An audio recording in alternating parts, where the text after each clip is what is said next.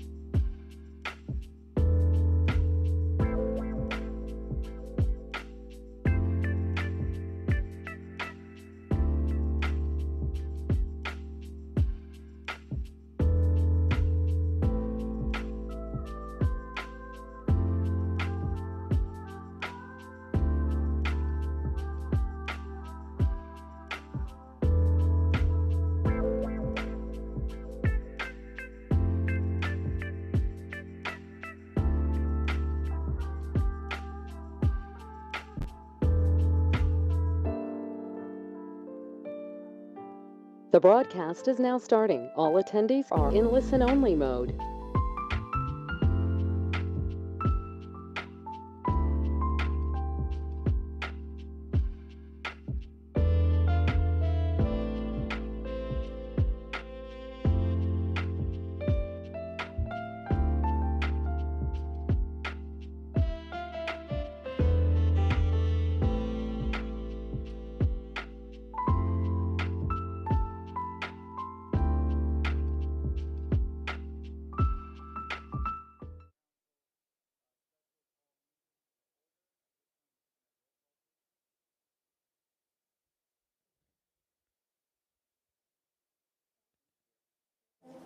Duncan. Here. Henderson.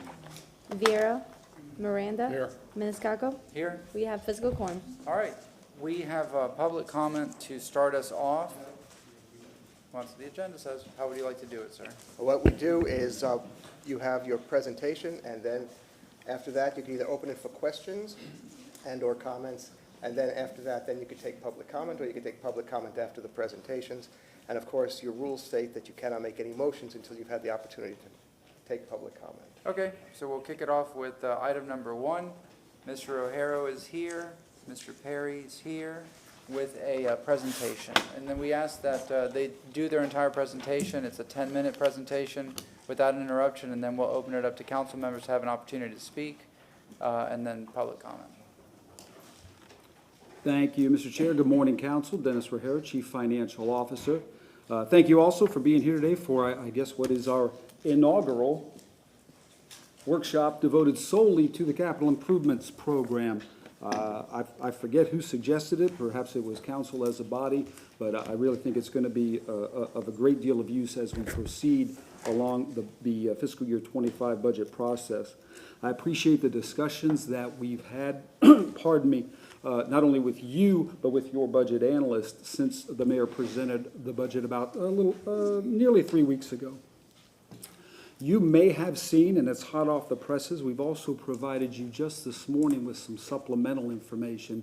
I again apologize for the tardiness of that. It was much more of a project than we anticipated.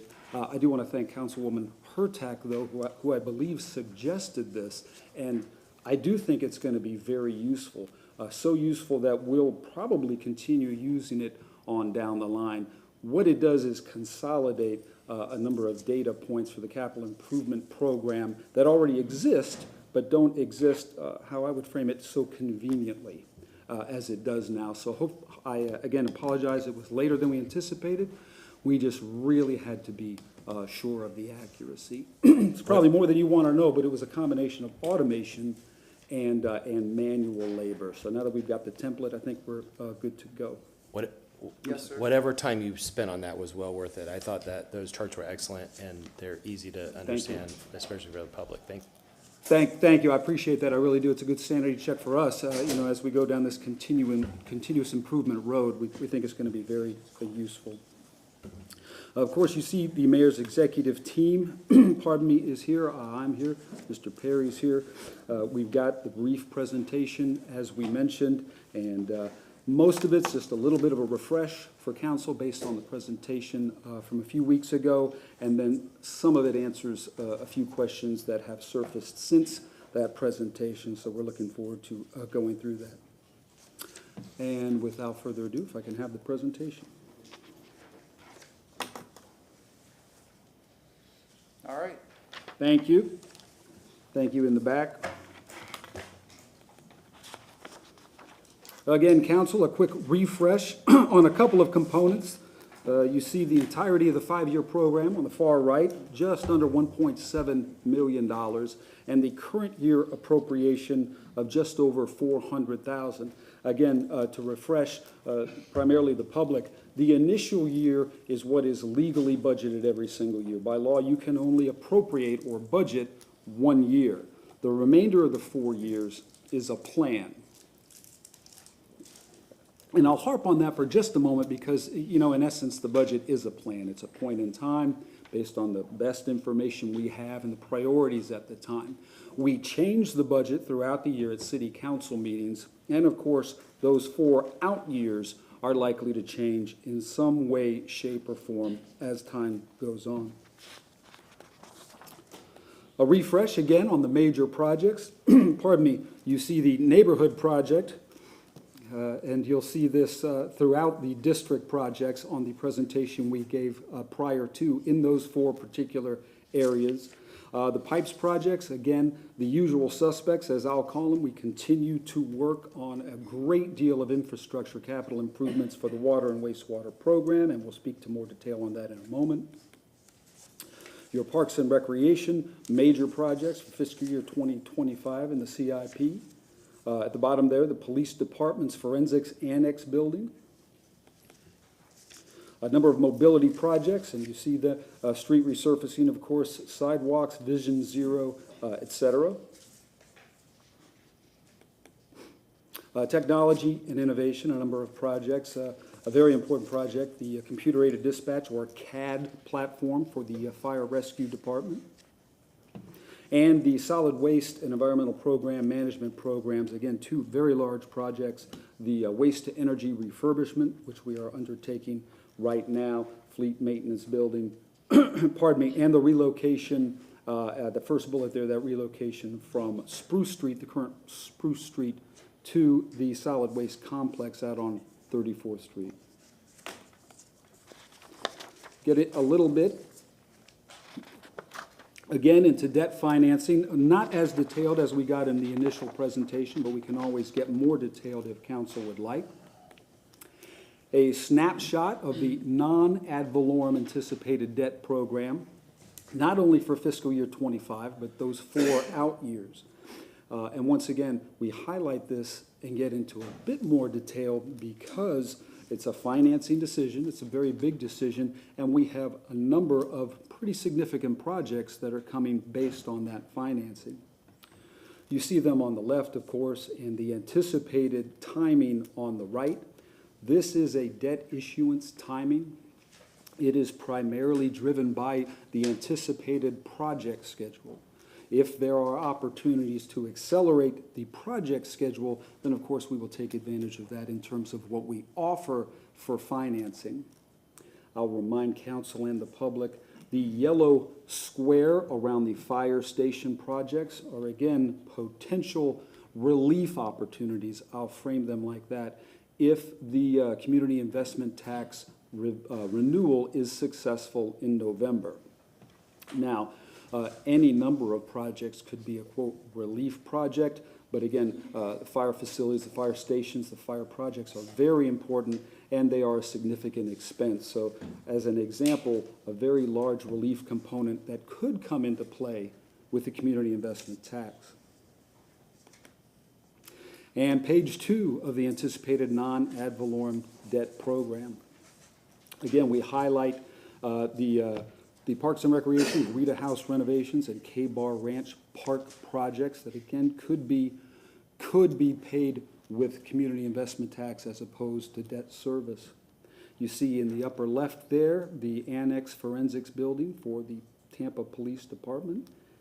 And down at the bottom, the black outline is for the grant matches, and we've got more information coming for that. The grant matches for grants funding we're going to get, but we need a match for and don't have that funding right offhand from PAYGO. One of the things I will highlight on this page, and as we continue to talk about non-ad valorem debt, pardon me, as the name implies, it's non-ad valorem. It's my opinion, it's just a fancy word for non-property tax.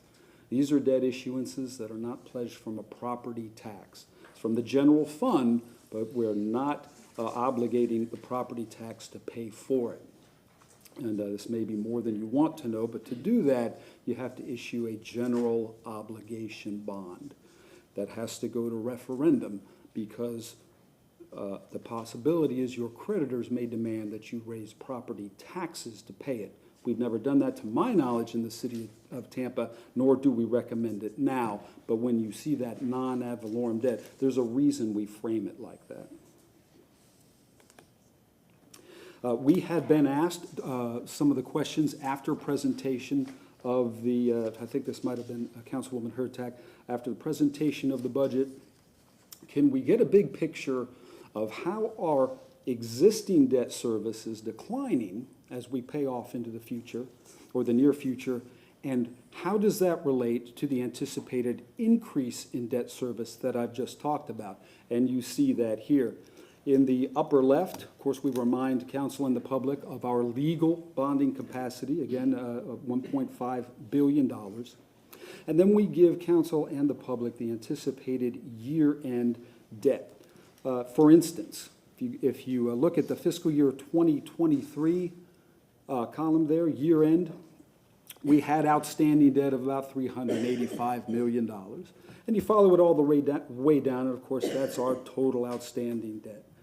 At the very bottom, the last two rows, we identify how much of that takes up our debt capacity. And you see it was 26%. To put it in context, I would define that as a pretty low debt capacity.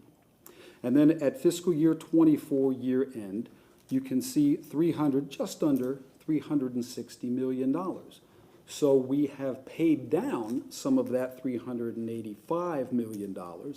And in fiscal year 24, you see we added further down the solid waste bank note. That's a bit of an aberration, a bit of an anomaly, because as you know, we intend to roll that into a solid waste bond. But right now, it's a bank note. It's an obligation of the general fund, non-ad valorem. But it is what it is. And until we roll it into its own credit, its own enterprise agency debt issuance, it is on the non-ad valorem or general fund books. So you see we've increased our outstanding debt to $480 million. We went down in the existing debt, We've added a chunk, $120 million of outstanding debt, and you see it's a little over $480 million.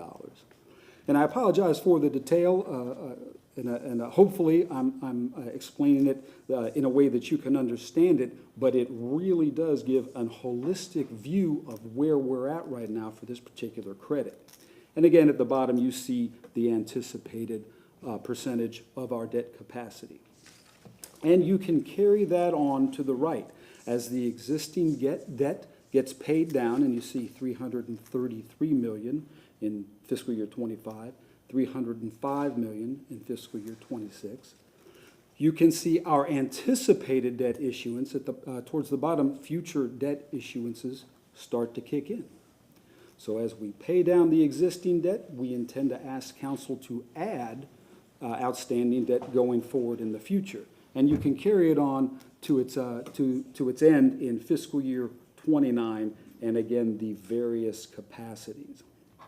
Again, from our perspective, we think this ties it up, again, a nice, broad, and somewhat deep view of our anticipated debt issuance plan for the general fund in this capital improvements program. And again, we can come back and talk in more detail if you'd like. The debt service by bond year, this was a chart that we had shared with council before, you will recall. And it pretty much breaks down our debt into governmental and enterprise. After further review and after talking with members of council, we decided, believe it or not, this isn't detailed enough because we don't get a credit rating for governmental. We don't get a credit rating for enterprise. We get a credit rating for individual components within those categories. So we were asked, and we've done it here, to break it out by individual credit. And you see that here. The non-ad valorem credit in dark blue, light blue is stormwater, even lighter blue is the retiring CIT. Of course, it sunsets in just a few years. And you'll see it end in fiscal year 2026. And then the water and wastewater credit. So you see how those break down. I'm going to back up. You can see visually it pretty much ties together, but it gets into more detail for the different credits that we're talking about and for which we have received and will receive individual credit ratings.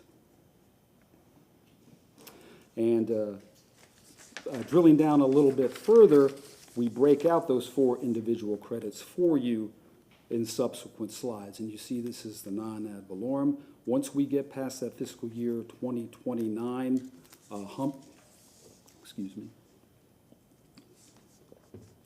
you can see it's a very, what I would identify as mild debt issuance for the general fund. And, I should point out, we've also identified the principal versus interest costs. You see that there. Into the stormwater debt service, principal and interest. Can y'all, boy, I'll tell you, it's blending on the screen for me. Can y'all make it out, though? It's pretty subtle. It's better on this monitor. All righty. And then, of course, you see as you go down, the interest decreases, the principal increases, or the amount that you're paying anyway, which is pretty standard. The CIT, again, will be non-existent very shortly, at least the existing CIT. And you see as we sunset it, it's almost all principal. And then again, our existing water and wastewater debt issuance. Pretty darn smooth, you see towards the top there, and then again, a pretty familiar incline-decline for the interest and principal payments. One of our emphasis as we continue to issue, as we've issued debt service in the past and continue to issue debt service is that relatively smooth amount, okay? What we pay every year. No big surprises. Again, we already know why you have that big upshot in fiscal year 2029, but it's our efforts you see here to try to make it not only declining, of course, but also very smooth. We don't want any surprises. We've experienced those in the past, and they were unpleasant. A reminder of what we feel are very, very good credit ratings, some of the best in the country for a city this size, and the two recent upgrades.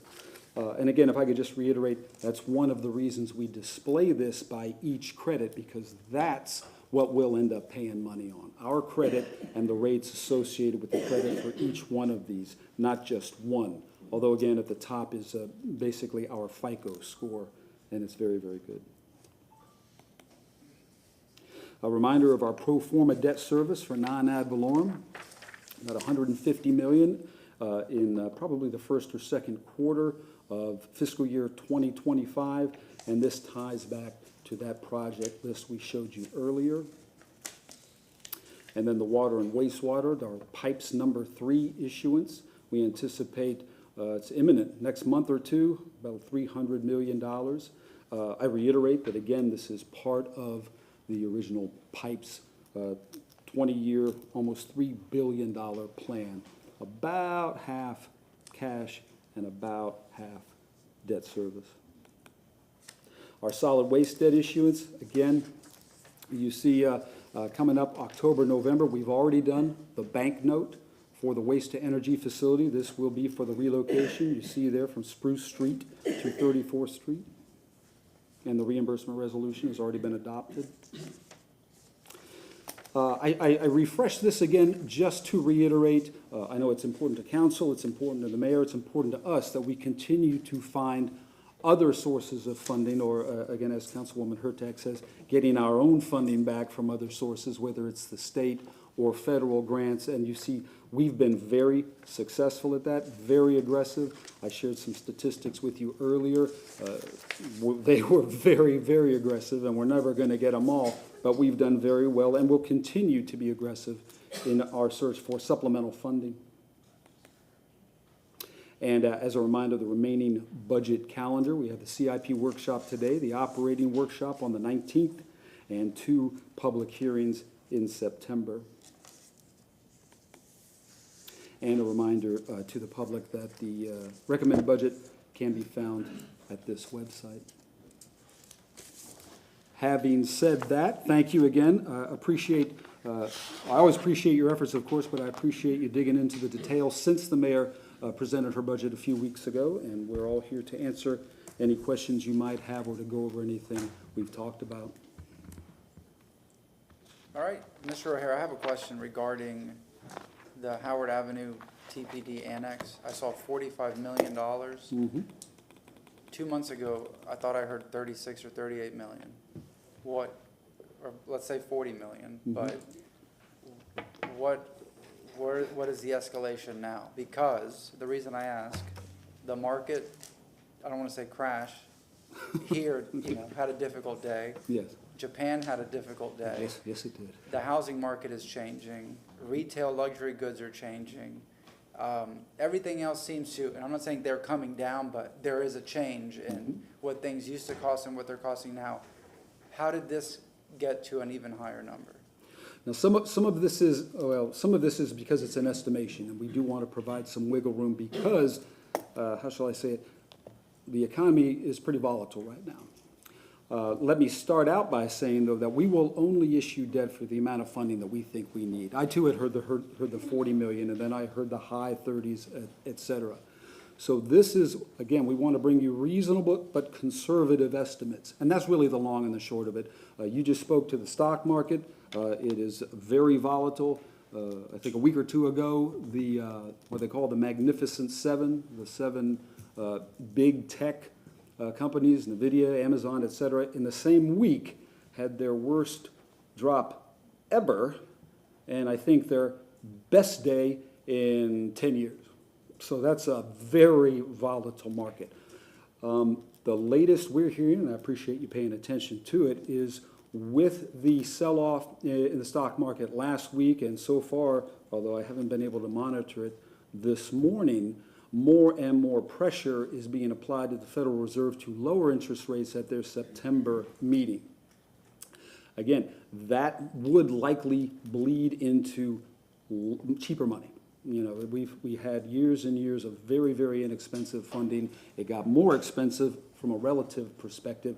Now, I think the light is at the end of the tunnel, or we see the light at the end of the tunnel for reduction in rates. Now, there's a couple of, well, there's more than a couple, but there's a number of X factors associated with that. One of the big things that spooked markets last week was the jobs report. Is employment cooling more than we want, okay? And if employment cools too much, then of course you run the risk of the R word, right? The recession, and you're hearing that again. Even though the market has been stellar and the employment picture has been surprisingly positive. That took a turn Friday. It's a long-winded way of saying it's an estimate, it remains an estimate, but we want to make sure we are accounting for some of the volatility out there. Okay, now, last question, and then I'll go move it around, rotate it. What if the CIT doesn't pass in November? I'm hopeful that it will, but what happens then? We have these items in this budget for the upcoming fiscal year. They're big numbers. And I know we can still bond and borrow, but we also have a lot of responsibilities with the existing CIT and what it's going to. But as you showed in the chart, after 2026, it's a question mark until November 5th, you know, whatever, when election day is. What happens then? In that worst case scenario that it doesn't get renewed, then what do we do? Aside from the obvious that it'll be a very, very difficult circumstance, we do have some advantages. We'll see it coming. We'll have 2 years. It's another reason why we are crafting these out years disregarding the community investment tax. It's all general fund. Okay. I think it'd be too optimistic to include the community investment tax in these projections, but it's also, I mean, we're really sitting the fence right now, because it's the community investment tax. I don't need to tell anybody in this room is a very, very major portion of our revenues, and it will be quite a vacuum if it goes away. On the other hand, it would be a boon to everything that we'd like to do, everything the county would like to do, everything the other municipalities would like to do if it passes. So we're trying to provide both sides of that mirror, if you will. This is all based on the general fund, but again, the yellow outline for the fire projects are an example of how much relief it could provide. We have, going off memory, like 190 million anticipated for transportation, 190 million anticipated, for a lot of money. Once you move past our obligations for the stadium and the arena, over $600 million of funding for projects. Again, I'd love to provide a simple answer, but it would be such a vacuum if it left. About the best advantage we have is that we be able to plan for it. But as part of that planning, I anticipate would be reductions in some areas, hoping for an increase in revenue in other areas. Because I think in the fiscal year 24, again, I'm going off memory, something like $36 million from the CIT. That will be missed if it goes away immediately, and that's exactly what would happen if it doesn't pass. Does that answer your question, sir? Yes, sir. Okay, thank you. All right, who wishes to kick it off? Councilman Miranda, I see your microphone on. It's on. Well, I put it on because I have a habit of putting it on. But let me just say this. Thank you for your simplicity in putting it in words that everybody can understand. I appreciate it. I appreciate that very much. But the answer is to some of these questions, if the CIT doesn't pass, these projects are not going to go forward. They're going to be shelved for a while. And then you have the other tax that you collect from the bed tax that produces about $10 million a year or something like that. That'll go down because if something hits the fan, not all the blades fall off the fan, but it'll be running on, instead of 4 blades, on 1 blade. So you have to, just like any household, anybody's business is just like a household. If you don't have the money to buy something, you just can't buy it. And that's the way it is. You have to hold back, and I remember some of those lean years, even though there was a CIT tax, and she did a wonderful job. That was Mayor Allreal. We had to hold the budget. Her administration had to do what they had to do at that time to make sure the city continued to function as a city and have the proper water and sewer and police and fire and so forth first. But a lot of the projects were shelved because there was no money, and it wasn't her fault. She did the best. In fact, we had to lay off, I said we, because the council was involved, over 700 employees. So these things are common. They're not look forward to the happening, but it happens in any business. I don't care if you're in the entertainment business, or you're in sports business, or you're in any business, you have your ups and downs. So you have to be prepared for when these things come, that you are prepared to do what you have to do. And I think that this administration and this council is prepared to do whatever we have to do if something like that was to happen. That's just my feeling on it. So again, I want to thank you and all your staff and the administration working with you, and your presentation to the council, which is very useful and very understandable. Well, Thank you very much. I appreciate it very much. Thank you, sir. I appreciate it. Mr. Chair, if I could just postscript that, I well said, sir, and I think you made a few good points. One that I had meant to say but didn't, if I could direct your attention to the presentation, you see the bottom line there, $150 million for fiscal year 2025, almost $90 million for the next 2 years, and then a little over $100 million in the next 2 years. And further to what Councilman Miranda said, I said we had a couple of advantages. One, we'll see it coming, we'll have 2 years. The other advantage, of course, is we don't anticipate issuing debt until we know what happens with the community investment tax. If it doesn't go through, I won't speak to council, I won't speak to the mayor, but does it cast a little in doubt whether we will proceed with the entirety of the $300+ million? I think it does. But again, we will cross that bridge when we get there. I will also say, however, in fiscal year 25, even though we've not issued the debt, we have obligated ourselves to some extent on a few of these projects.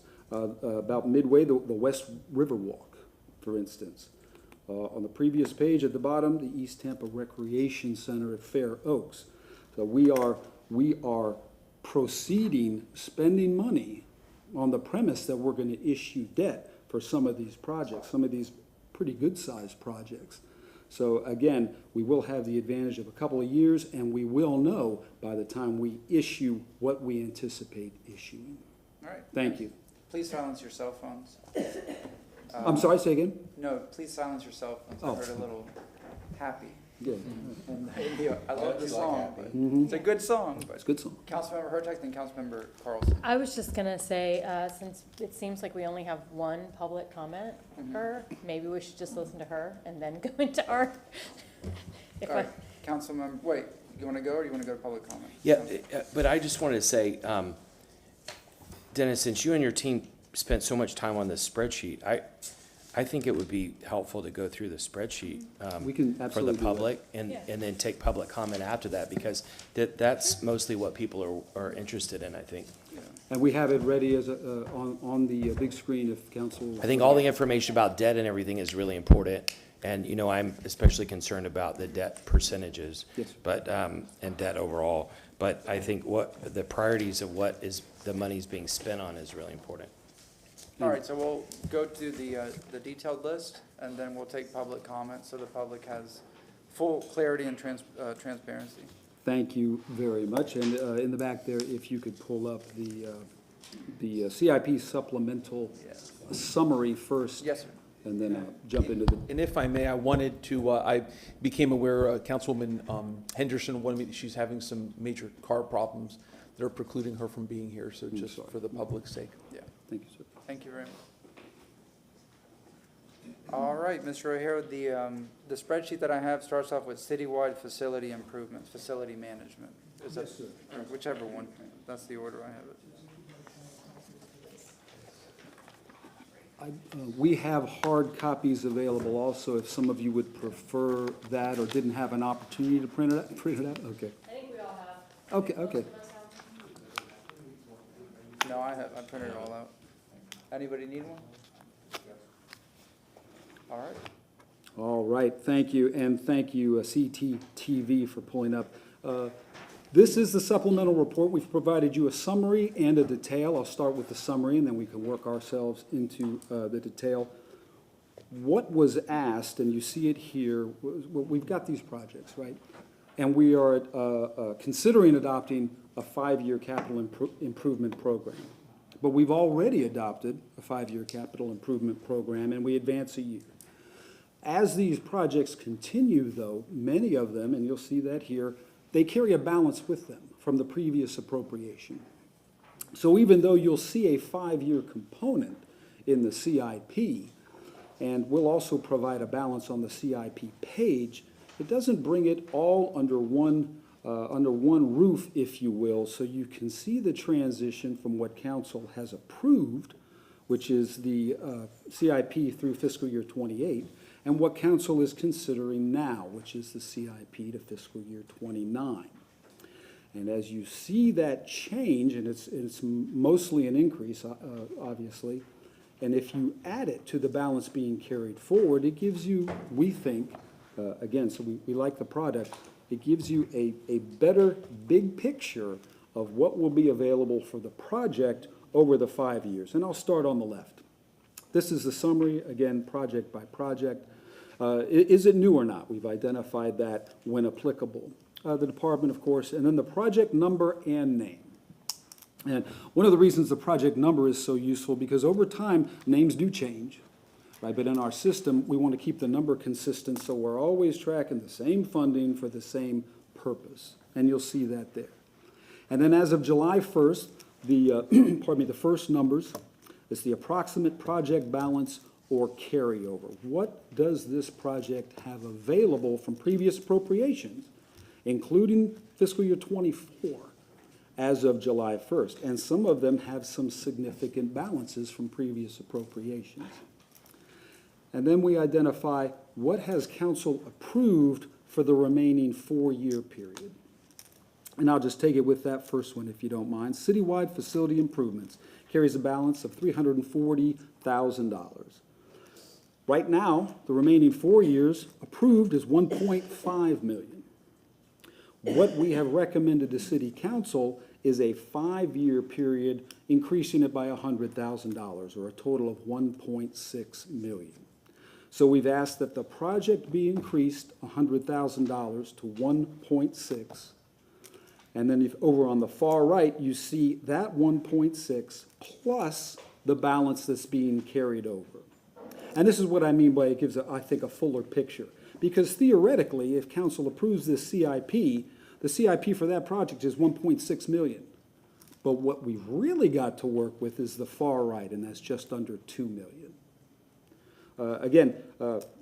As we continued working with it, and once we got it to the level of accuracy that we liked, we find it very useful ourselves, to be quite candid, and we think we'll use it going forward. And that's what you see for each project.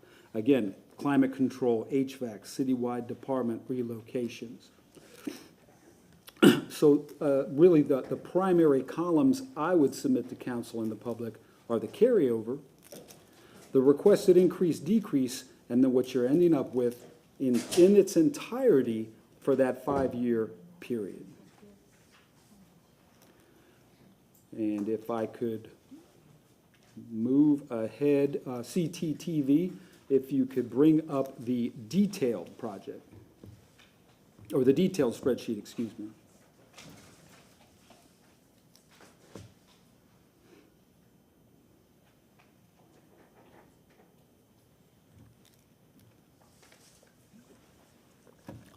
And again, I'm just giving you an overview. We can go into any amount of detail that council would like.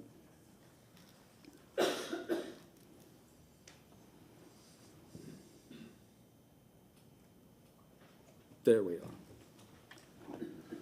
This is merely even more detail than the summary, and what you see here, again, starting from the left, is it new? We've got that, the department, the project number, and name. Let me go up to the first page there.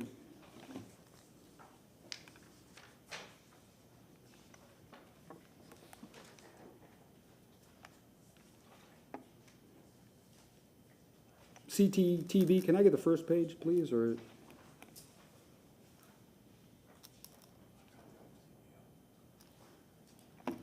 I just want to take the same project we just discussed and go through it.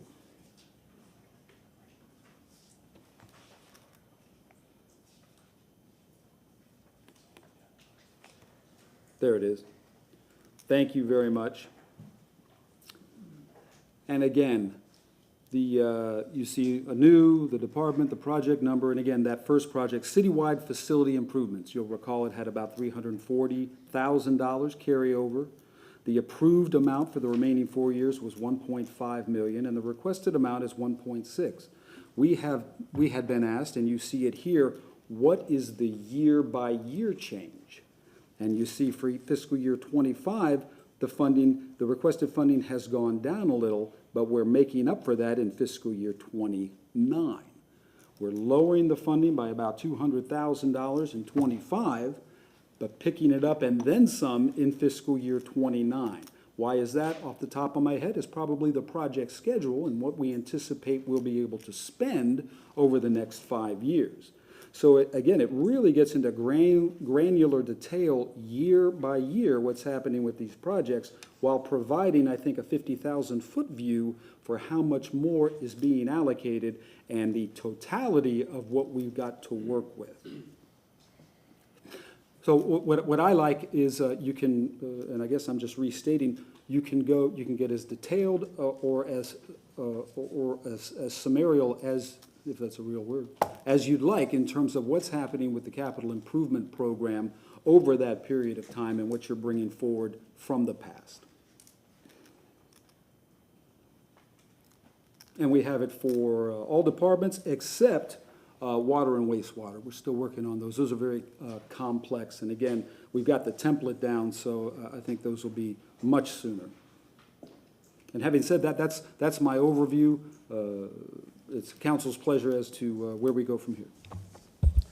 Council have any questions? We could do public comment and then we could all. So do we need to have a motion to waive the rules to go to public comment now? No, that's what's next. Just open, okay. Okay, so we will open to public comment. If you'd like to comment on the budget, you can, I'm sorry, CIP, you can line up to against the wall. Anybody here to talk? And we have one person on virtual. What's that person's name? Stephanie Pointer, of course. I told you this one person. Stephanie, are you online?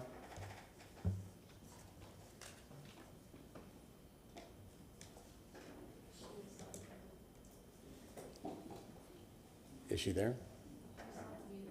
Stephanie, you're muted. Unmute yourself. You don't hear that often, do you?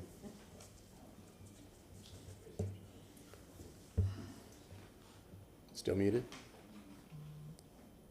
Stephanie Pointer. Going once. Okay, can you hear me? We can hear you now. Okay, beautiful. Okay, I'm looking at this. I didn't get this document until maybe the last hour or so, and I didn't get a chance to look at it. I have lots of questions about all these new projects. We're going to spend $450,000 to upgrade the T-Mob break room, but take a look around yourselves, council. Our council chambers look like poop. The walls need to be painted. The seats are falling apart. This is what the priorities for this administration are. We must have an upgraded break room, but yet the citizens sit in crappy chairs every week. The smart city parking guidance, oh my gosh, that was 7 million last year. Now we're at 12 million as it's pushed out, but it's also in the budget for this year because I already saw it. Why? Huh? I'm confused. Of course, you know, I don't know anything about budgets. I'm just reading the basic information. I'd like to note that on the mobility part, it says new is the Interbay area mobility improvements. Well, if that's new, it's news to me because I did a walkthrough with the mobility department like 3 years ago, and I believe Janelle McGregor documented it on Nextdoor for everybody that we looked at that project. I'm kind of trying to figure out why it's listed as new.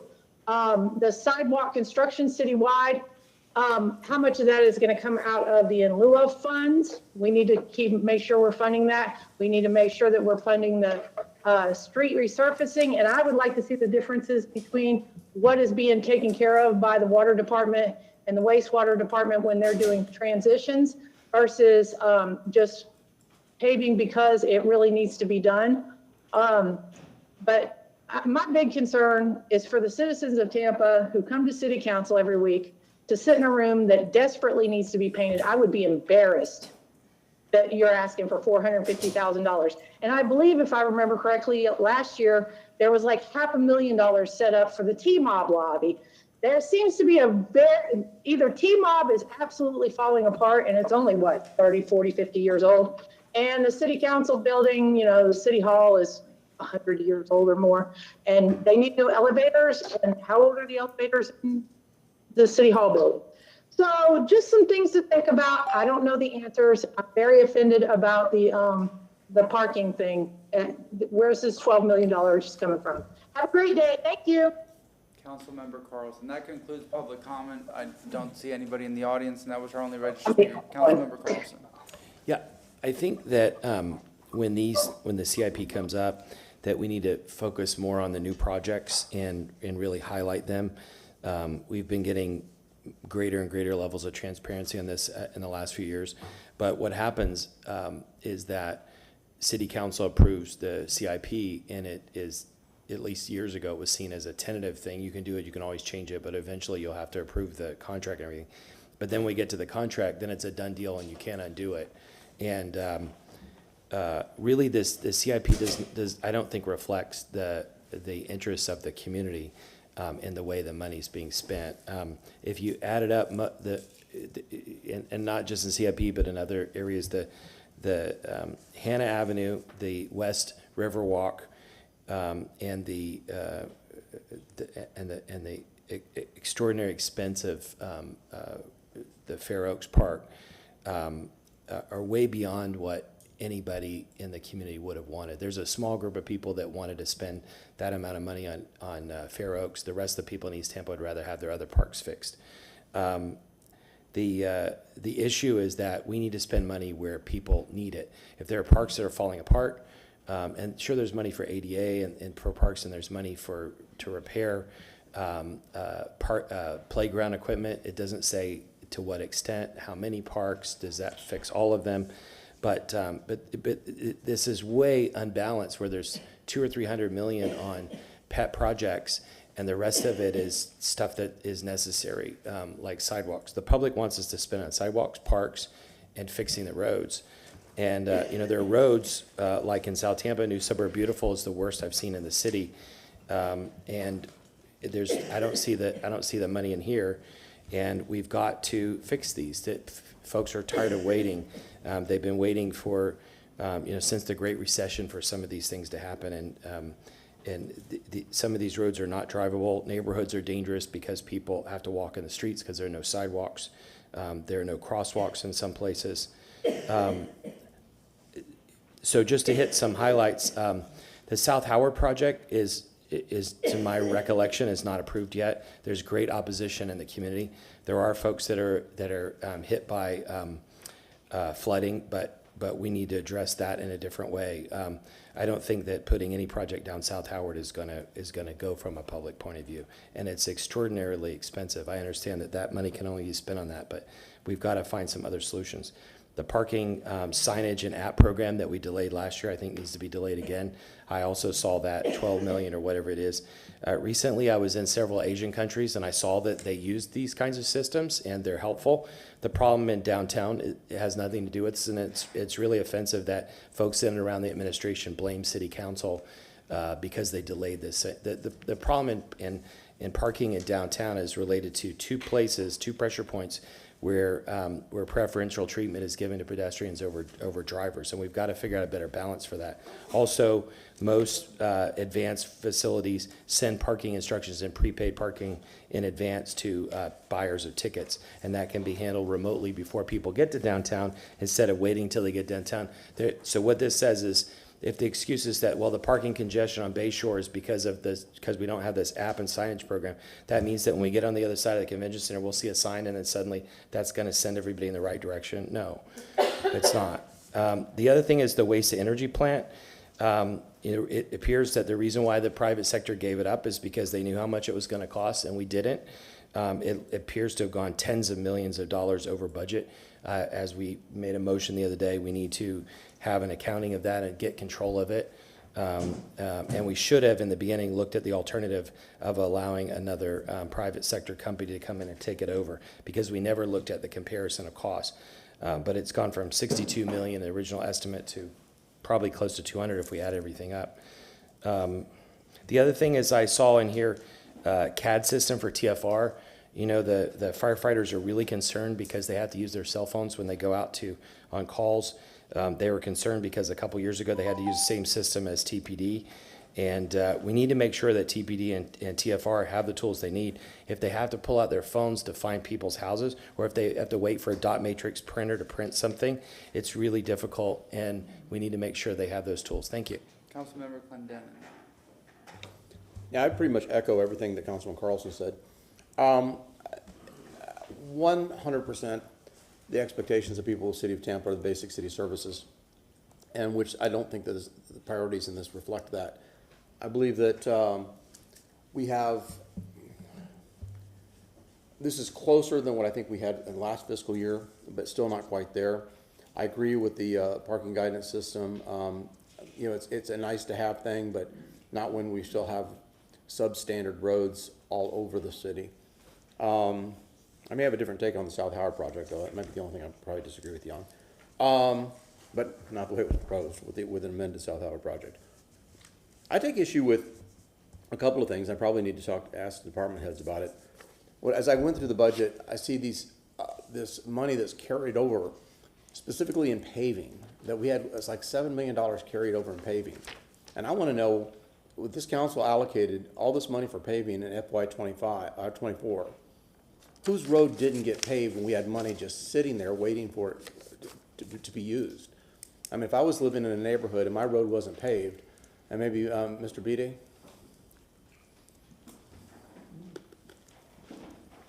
So I was really shocked to see such a huge carryover in paving.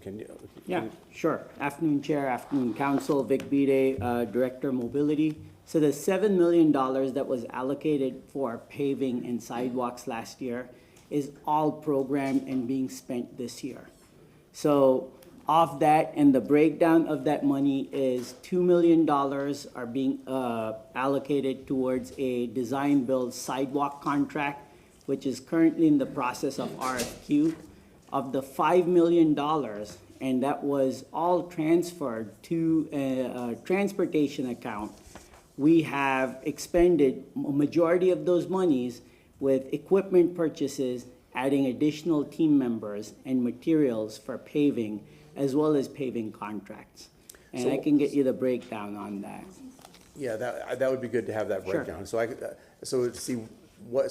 in other words, you have obligated the money in Correct. FY 24. Yes, Okay. or spent a lot of it as well. Because Okay. we've been purchasing equipment like the pavers and distributors and patch trucks, and we've got more on order right now also. Okay. So all of that is being spent, so it's either obligated or spent based on the allocations from last year.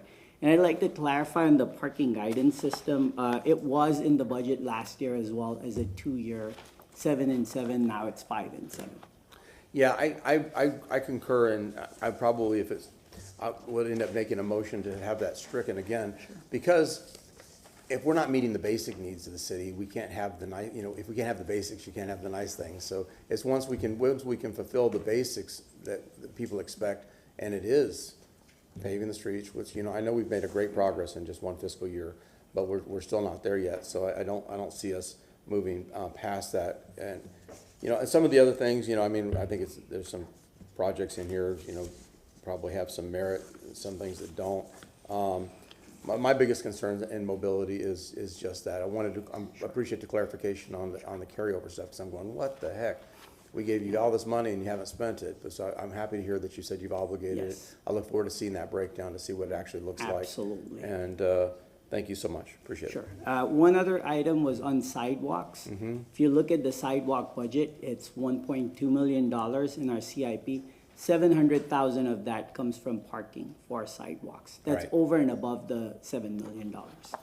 Okay. Before I go to Councilmember Hurtak, what do you say you would make the motion I want to to strike make that? a motion to strike out of the budget and move it to paving. Well, no, And we're in a workshop, that's Yeah, yeah, right. no, But I'm saying that would be my intention to But do what was that. the item that you said? For the, Smart parking. Parking Smart city guidance, parking smart guidance city. at 12 million? these, Yes. Yeah, okay, Yes. no, just making sure. Councilmember Oh, Hurtak? what is smart curb management initiative? Is that the $200,000 item? $3 million. It's new, page 12. Yeah.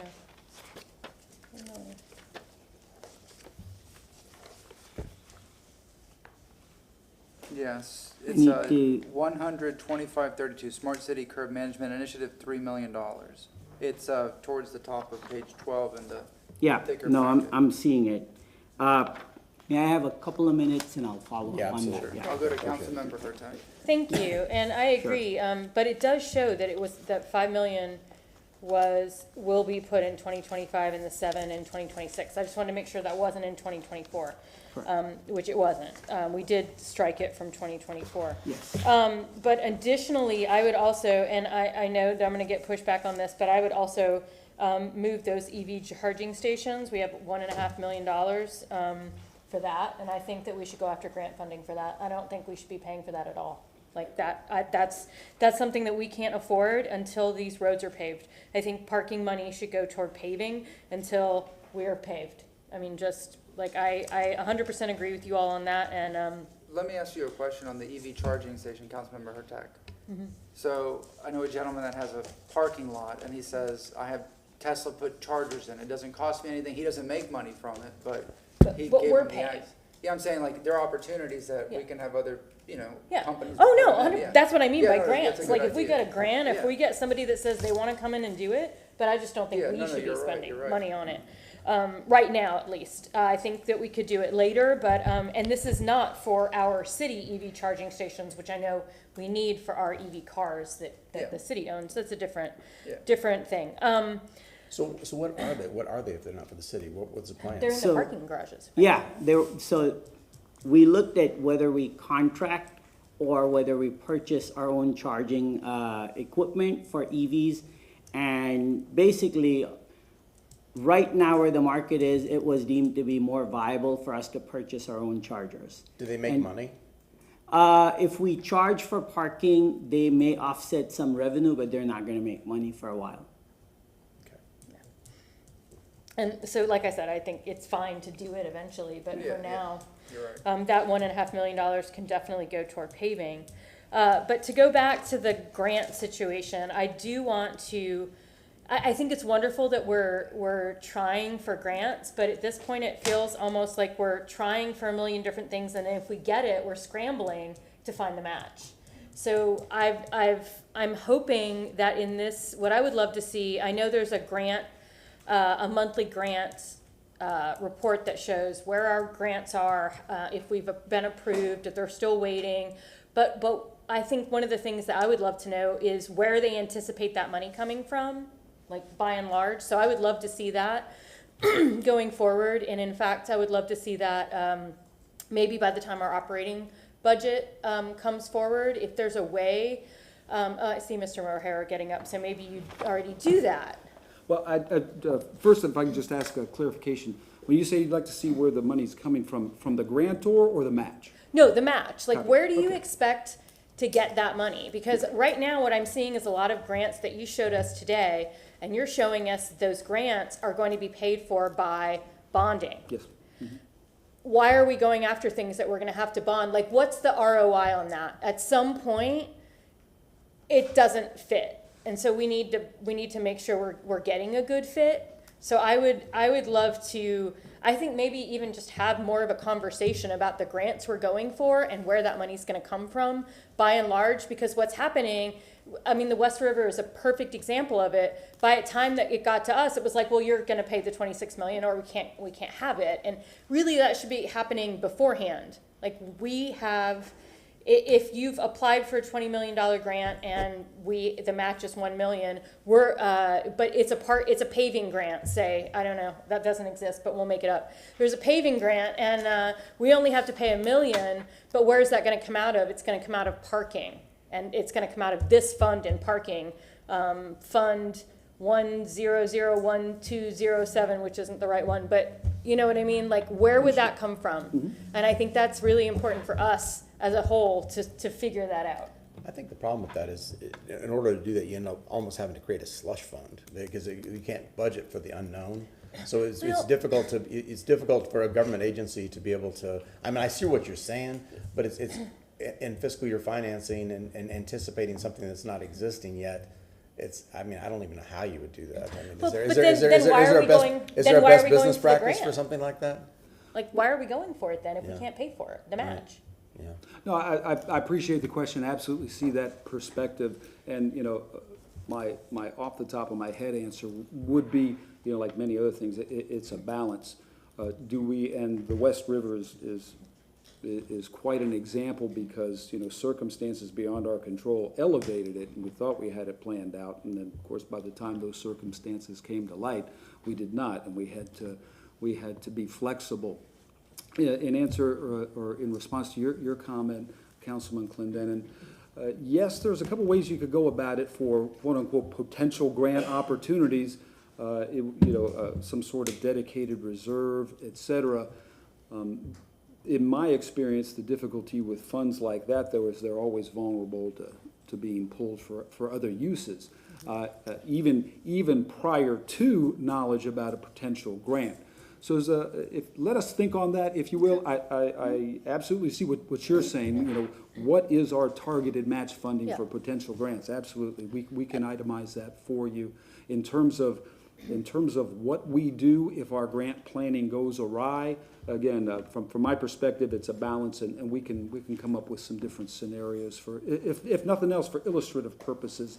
I think right now we've got a handle on everything, but let us come back on that if you would. I appreciate it. In fact, it could be part of our reserves to some degree. Right, yeah. Like, I think that would be fine. Could be a But just dedicated knowing reserve. that we have this reserve for grants, I think would make a lot of us, at least me, feel better about the veracity with which we are attacking grants, which is great, but we don't need to be able to pay for them. My bigger question, though, on our initial presentation, you showed us, speaking of the reserves, last year we had agreed to go down 1% and take 1 million out of the reserves. But when you came back to us, it was at the same percentage. And so did that money actually get moved? And if so, why is it at the same percent instead of, so if I remember correctly, it was 23% last year. We voted to go down to 22%, but when you showed us the debt system, it was at 23 for this year. So what happened? In a nutshell, we finished stronger than we anticipated in the current year, or we anticipate we'll finish stronger than we anticipated. I'm trying to think back, I think it was $5 million for something, and it did. It brought our potential, or our projected fund balance to 22+%. The year has been better than we anticipated, both in terms of revenues and expenses, and we see us finishing this year now at 23% if nothing else changes. And I guess that sort of begs the question to me, why weren't we asked about what to do with that? Because for us, it was 22%, and if we got money this year, then we needed to allocate that to something that we actually wanted to spend it on. I don't have a problem with going to the reserves for this coming year, but last year we agreed we were gonna spend that money. Again, just thinking about paving, like that 5 million could go into paving. Okay. But I don't see, it never came back to us as, hey, we have this extra money, we're gonna put it in the reserves, is that okay with you? And that, to me, would be what council as the budget folks would do. I don't remember that coming in front of us. No, it didn't, and I'll tell you, I see what you're asking, and I see your perspective. From our perspective, we identified and successfully did what council asked us to do, and that was set aside $5 million. Council did not say we want the desired ending fund balance to be 22%. I'm not parsing words, but council said, we want this done, we did it, and then it was better than we thought. Had council said, we want to end the fund balance at 22%, and whatever delta or difference between the 5 million and 22%, we want to see again, but that's not the instruction as we understood it. But I absolutely appreciate your perspective on that. And then to go toward this year, and again, this kind of comes from that same perspective, how are we going to track, as council makes these changes, like we're going to obviously vote, well, I don't know if it'll pass, but to remove the smart city parking guidance. Is there a way that we can track these changes in real time? Last year was a little chaotic about that, and so we never really got a final budget, as it were, as to where that money really ended up. So if there's a way, I guess maybe sort of similar to this little list here, if there's a way we could have a list, an ongoing list, as we all gather together about where the money's going and to show it moving from one pile of money to the other pile of money, however, the project number or I'm sorry, I think I know, if you don't mind, I think I know what you're asking. From my perspective, of what I'd call an exception report. You know, this has been presented to you, and these are the differences that council would like to. And I'll give you an example. If you've got Project A and council wants to lower it by $1 million in the third year, okay, we can provide you that exception report. If there's no appropriation in fiscal year 25, it won't change the budget. Of course, it's just that 1 year, but we can provide you an exception report to any changes council agrees upon. We can do that. Yeah, that would be really wonderful going forward. I really do appreciate it. And I have more things, but I'm out of time for this round. I want to ask about a question she asked, if that's all. Okay. So on that, because I think this is part of the frustration, because you said it was better than we expected, how do we work into a process that we know we're better than expected so that we can reallocate funds in 25? That's what, that would be my request, is how do we have a process that you could say, hey, by the way, our revenues are exceeding our expectations and we will have an extra $5 million this FY. What I would begin with is first recommend that any changes occur after the close of the fiscal year, because again, it remains a projection. We do have 2 months left. We don't anticipate anything adverse is going to happen, which is why we're saying we think it's going to be 23%. But the black swan events, volatility, et cetera, et cetera. We do bring you periodically, financial resolutions that take advantage of better projections, and we did that recently where we moved funding from anticipated increase in revenues, and it escapes me off the top of my head, from X, so we can accommodate an over expenditure in this particular area.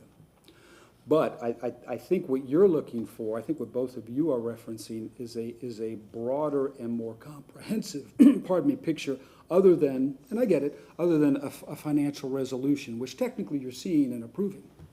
So off the top of my head, but again, if you'd let us think on this, if we could come back, and we do, but we could make it more overt after we close the previous fiscal year with a comparison of how we, and I'll take the general fund, for example, how we really ended up after everything's audited, we close the books with an amount that was either in excess or not as much as we anticipated, and then move from there. It won't be as immediate as taking action now, but I would recommend that we wait until we know exactly how the year ends, because again, we've got 2 more months, and as you've seen from the recent market example, things can change pretty fast. That's not what you're asking. No, Oh, I'm sorry, did I misunderstand? No, I mean, I think you're kind of there from your my perch up here. Yeah, mine is more in a purely operational sense, and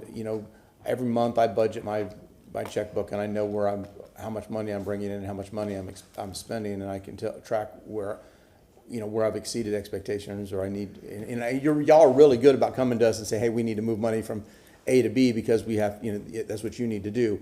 But when you have excess funds that are not allocated, that's what we're not seeing. Okay. So how do we see Maybe I that? didn't understand. Okay. How do we have a process that comes to our attention so that I know in January that we have basically, maybe we're anticipating we're going to have a $5 million excess or a $10 million excess in certain areas that we can use that to meet some of these needs of the city and allocate it in the way that this council would see fit. Okay.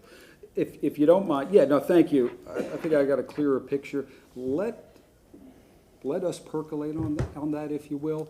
And let me give you an example. I think what council would hate to see is, hey, we thought we were getting into 23%, but we ended at 25%. Nobody told us. Fair? That makes sense? Fair. Okay, so Yeah, if you could let us percolate on, because again, periodically we'll come to council and ask you to amend the budget. Of course, I mean, we actually do it almost every single city I was council. in every single cycle. Yeah, but I do think, and again, this is my take, that the council doesn't have a broad, concise picture. So let me think on that if you don't mind, and we'll Okay, circle thank back you. to you. Appreciate it. Okay, thank you. Thank you, Councilmember Vieira, Miranda, Carlson. Thank you very much, Mr. Chair. Yeah, and thank you as always, Dennis, for your detailed presentation. We appreciate your hard work. You know, I see a lot of this as a down payment on what we want to do in the future, but a lot of it's contingent, obviously, as you said, on CIT. I always, you know, I've been talking to a lot of my constituents on it, and I'm gonna probably be having some meetings to promote it, and I tell people that if you want to defund the police and defund fire, then vote no on CIT, because that's exactly what that's going to do, and we really have to get the word out on all those issues, I think. You know, one of the things I do want to point out on roads is that we're waiting on a little over $500 million from Tallahassee.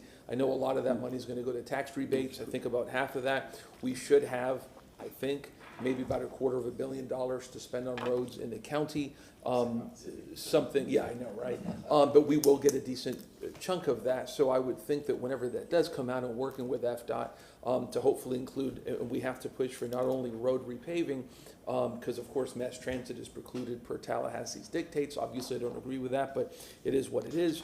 But for not just road repaving, but for sidewalks. If we could use that money for sidewalks, because I know AFT was going to increase our sidewalk fund from about $850 million or $1,000 a year to about $5 million a year. If we can do that, that would be tremendous, and I think people would really support that. So I do want to, you know, have people keep on the back. I always tell this in the back of the folks' mind, because I mean, we're right now getting 30th repaved, and people in North Tampa have been waiting on that for years.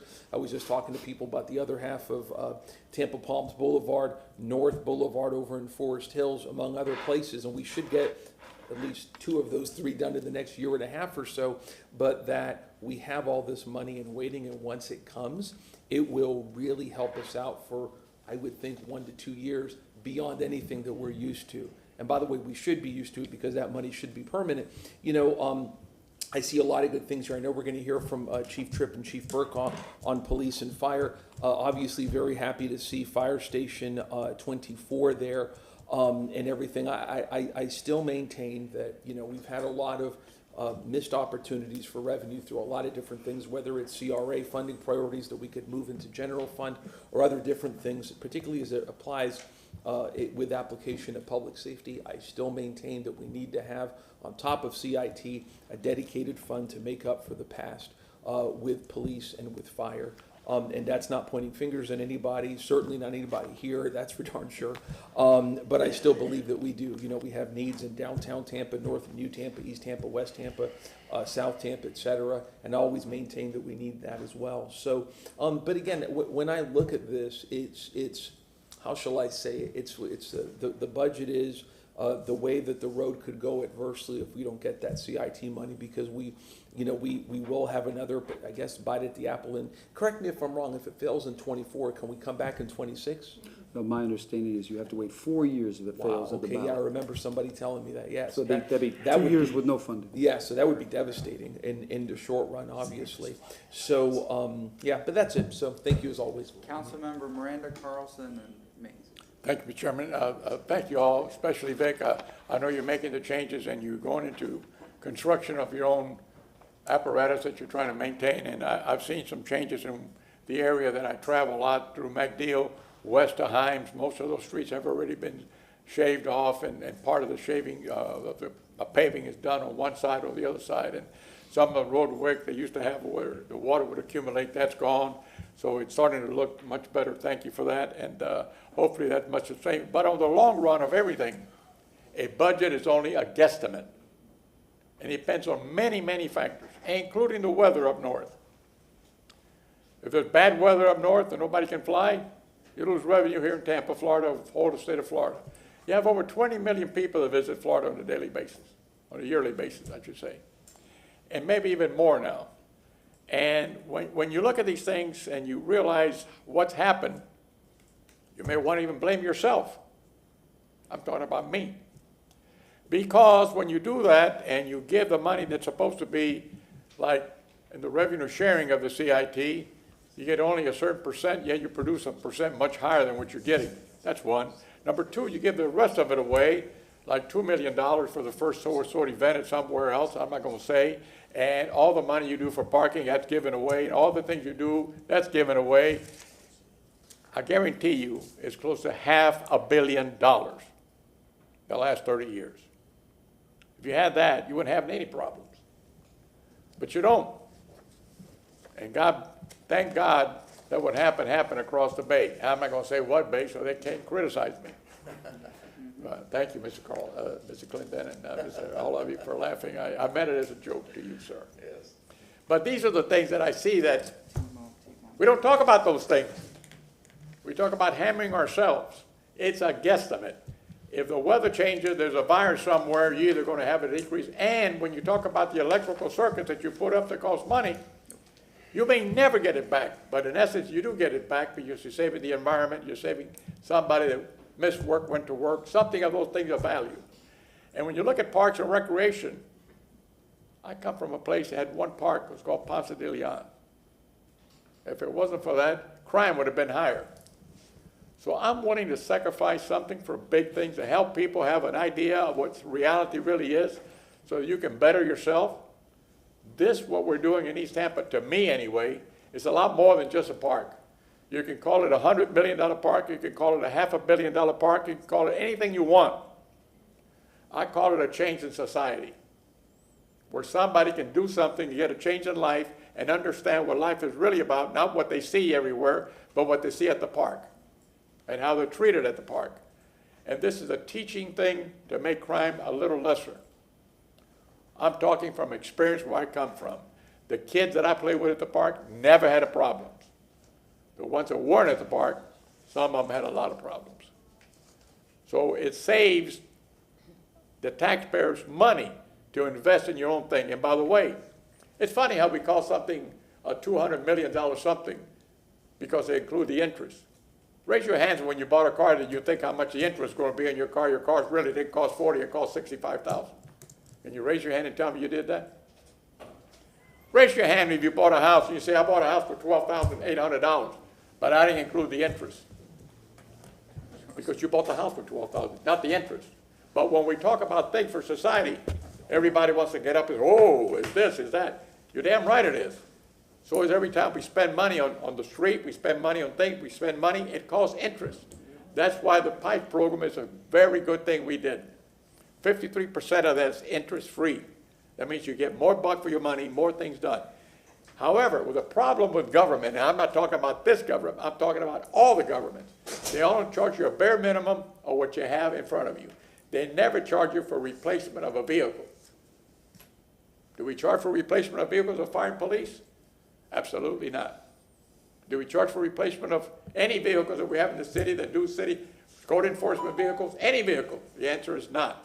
So therefore, we're the ones that are doing it incorrectly. Thank you, Mr. Chairman. Thank you very much, Council Member. Let the record show that Councilmember Henderson is here. Councilmember Carlson. Chair, Yes, sir. if I could just clarify the question earlier, and my apologies, I didn't have it on hand. The smart city curb management item for $3 million, that's actually for commercial streets where you have a lot of loading, unloading activity. As we grow rapidly, we see a lot of needs to manage that better, and that's really assigning monies for technologies and devices to be able to monitor and enforce those work zones better. By no means today is that a, relative to the conversation that's happening, a pressing need, but so that is something that we'd be open to discussing. Yeah, I think we probably need a briefing, outside of this environment, Sure. that we can Yeah. get a detailed briefing on it. I appreciate that. Vic, Councilmember Carlson. one of my questions is for you.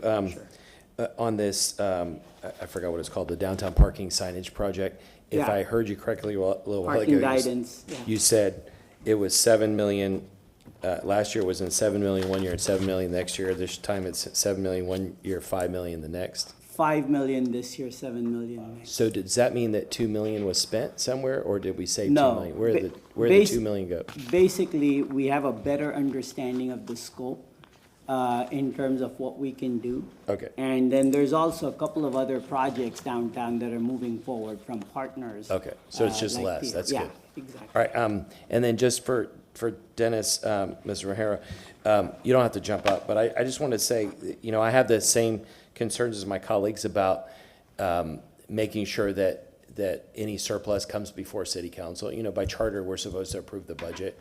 And if it comes to us as a change order, which we get every week, and it says, we want you to move 5 million from this line item to that line item, it doesn't give us transparency into knowing that, or the public transparency into knowing that that's a new decision. Ideally, what would happen, and I think this is maybe grayer in the charter, ideally, if we have an extra 10 million because we have a surplus, the administration and city council would have a joint conversation about it. Maybe the administration would say, here's our recommendation, and we would have a conversation. Most of the time, we agree with their proposals. But I think city council and the public need to be involved in approving any surpluses, and in particular, if we're approving money to be spent on a item as a surplus, it needs to be clearly indicated that that's surplus money, so that we know that where it's coming from, where it's going. And the same thing if we had a change order where we changed something, if by not filling 10 positions, the administration suddenly has $2 million they can spend on a project that we took out of the budget, it's the same thing. They should come back to us and explain to us what's happening, so that we don't find out at the end of the year. The public, you know, we're on the front line with the public every day, and when the public finds out about these things, we get all kinds of calls. And so it's just better for everyone not to have to do that. And lastly, you know, my goal from the very beginning of my time 6-7 years ago was to increase the general fund balance, because the last administration had raided half of it. And now we're finally 10-12 years later, we're up to the same level of general fund balance that Pam Maorio left in the Great Recession. And I think it was terrible that half of it was spent during the boom time. But I'm always in favor of adding more money to the general fund, because as you were talking about at the beginning, we don't know what the economy is going to do. When I first started talking to you all about it 6-7 years ago, we didn't know that COVID was coming, and thank goodness we did put more money away. But I think, again, like my colleague said, city council needs to make that decision. It's not that we wouldn't put it in the general fund balance, but let's talk about what the highest priorities are. We all want the bond ratings to stay high, but we're all trying to trade off between that and the services that the folks need in the public. Thank you. Thank you. Thank you very much. Councilmember, wait. Oh, just a quick comment. Regarding the smart city parking guidance and the EV charging stations, the biggest complaint that we get is, please pave our roads. And I know these are very important items, they're big ticket items, but people are generally very simple. Fix my road, fix my road. And especially after this storm, because it's been raining for 24 hours now nonstop, give or take, those potholes that we fill, they're getting hit by cars, I mean, on Tampa Street. And I know that's, you know, state roads and whatever, but I hit pothole after pothole. I spent, I don't know, earlier this year, $900 replacing a CV joint, whatever, from, you know, I go, is that just wear and tear? He goes, you've been hitting potholes. But again, people are simple in the sense that the biggest thing that I get are, Guido, fix our roads. You know, it's a beautiful park, and you know, it's a beautiful project, whatever it is, you know, the things that we do. But if we do that, I know this is important, but if we can focus on some of our worst roads. Councilmember Carlson mentioned Bayshore Beautiful. I live off Habana, and I know that we have improvements at Habana and Columbus. But farther, and I know we have the grant money from, you know, Kathy Castro. We did that whole press conference from MLK to Hillsborough. But south of there, roads are terrible. I mean, I can take you through West Tampa. I can take you through South Tampa. I take my youngest to school, and I cut across to San Jose, and some of the roads are terrible. I mean, I could make a list, but I think we should just prioritize those first. I know that it's billions of dollars in order to repave city streets, but if we can make a dent, and I know, again, these are important, but if we can put that towards paving, and I know it's been said before, you know, by previous individuals here, you know, I'm not gonna put money on asphalt, I'm not gonna spend money on asphalt. But I think we should. It's the biggest thing that people complain about, and as Councilmember Carlson said, we're on the front lines. You know, I got contacted at 12:30 Saturday night, AM, and I don't sleep, so I get a call about that. I got called yesterday, I'm having lunch with my dad, because I like to spend time with my father. You know, we do get family time. 2 in the afternoon on a Sunday, it's pouring rain, and, you know, my street is flooded, this is flooded. You know, again, we're on the front lines, we get the brunt of complaints, and if we could postpone this a little bit more, we can free up millions of dollars that we can make a dent and say, look, you know, we can have ribbon cuttings and press conferences on street repaving, and people would be happy about that, so. Councilmember Moran. Thank you, Mr. Chairman. Mr. O'Hara, may I ask you one question? Yes. Is your system of computers set up so that every quarterly, every 90 days, it would find out, give you the results of what your anticipated budget is, and if you're over or under? Can you give a report to the council every 90 days to satisfy so we have complete understanding, that the public understands everything, and not to say that you're hiding anything, I know you're not, but just so we can say, here it is, this is what we've done. If it was supposed to be $20 and it came out at 22, you had a $2 plus, or you had an $18, $2 minus, whatever. Can you give us a report along with Mr. Carlson was saying, so that we can get that off and going on a quarterly basis, so we understand quickly what it is? I think we can. That's an excellent suggestion, I think, on a quarterly basis, as a matter of fact, which I thought of it. What I'd like to do is come back to you with a certainty. I'm a little stung from the overpromise I made on the CIP supplemental report that I thought was going to go a lot easier than it did. Just want to make sure that we can provide you you know, a solid, reasonable projection every quarter. Of course, we give you the mid-year. I understand. Okay, we've got that. So if you don't mind if I circle back? No, not at all. I just want to make accelerating sure that the every quarter. capacity of the Thank you. computer has that. I don't know how many, whatever you do. Okay? Do you want to respond to Councilman Miranda before I'm going to go to her? Okay, That's no, fine. you If first you and have a then her question, back. go ahead. No, I just want to say, I don't remember the exact words you just used, but that you thought that this report would go more smoothly. I think this is exactly what we've needed. Oh, well, thank And you. you and your department are doing an outstanding job. You guys are providing more and more levels of transparency every year. And this level of detail in this discussion is exactly what we've always needed. The problem is we didn't have the discussion always before. And so this is exactly, you know, unfortunately, the good thing about democracy is it's more represented. The bad thing is that you get lots of different feedback and input.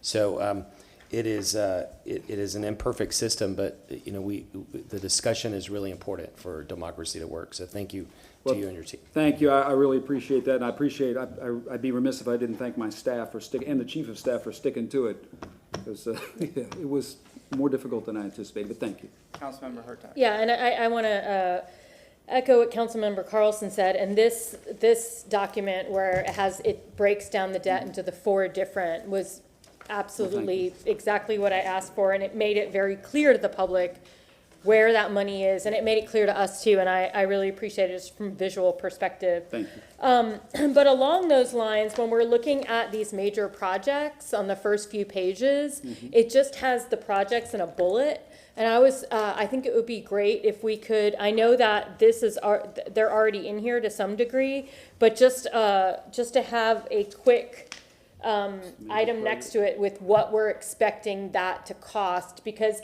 right now where it says various neighborhood parks, well, that sounds great, but is my neighborhood park going to be, that's basically the question we're going to get asked from our constituents is, well, which neighborhood parks and what are they getting? And so I know you can't go into that level of detail necessarily, but it would be great to know. And then same thing with the athletic field lighting citywide, like what does that actually mean? Okay. But I'm going to I want to go back to something that Councilmember Carlson talked about just briefly about the CIP being a long-term planning document, but the fact that that was something you said earlier, that we're only approving this fiscal year. So while it's a plan, it really can't be, it cannot be considered anything written in stone. But then sometimes it comes back to us and they're like, well, you already approved it because you approved a 5-year plan. And that's not true, because legally we cannot approve the forthcoming 4 years. We are only legally allowed to approve 2025. So I definitely just wanted to reiterate that. I think we should definitely consider it as a long-term planning document, but also realizing that the only thing that's set in stone is this fiscal year. And then I wanted to ask, I'm sorry, Mr. Bide, you should probably just sit right up here. I think I may stay. Who knew this was going to be a big conversation? Now, this actually, Mr. O'Hara, you might, this is, I'm not quite sure which one of you. Looking for paving in the CIP has been difficult.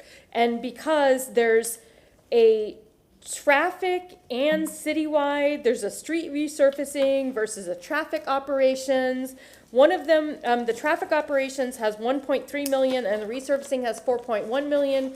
Does that mean we have 5.4 million? What does that mean? Yes. And what is the total amount of paving that is already in this budget? Like, Sure. what is the number? Sure. Where can we find it? And just again, the public, this is their biggest thing. So knowing, Of course. yeah, that would be helpful. No, that's absolutely fair. So we have 2 line items, as you mentioned, in the CIP budget for paving, and specifically called out for paving. But the more nuanced answer is most capital projects in the right-of-way may have some amount of paving associated with it. So Yes. quick builds, for example, have paving associated with it. So I'll just walk down our paving budget. So we have 4.14 million identified as contractor paving. That's in our transportation CIP, and 1.35 for in-house operations. And that is basically a CIP budget allocated to our in-house teams for in-house paving. Okay. That supplements their operating budgets as well, because operations budgets are limited and they have been limited historically. In addition to that, when we do things like grants, so West River Walk or Safe Streets for All, they all include a certain degree of paving. So all of those projects in Safe Streets for All will have milling and resurfacing as part of it, which includes Habana and that kind of thing. Then we have other projects as well. For example, Vision Zero safety improvements, which is about 925 million. So that pays for a lot of our quick build projects. And that's our Vision Zero tech teams and our engineering department either working with contractors like we did on Cleveland, or working with our operations paving team that we're expanding right now to do quick build projects like we're doing on Howard and Armenia right now. And so all of those projects include paving and redesign, hence their Vision Zero, because the redesign element is critical. And to the broader point mentioned by the chair and you, in fact, all of you, we completely concur.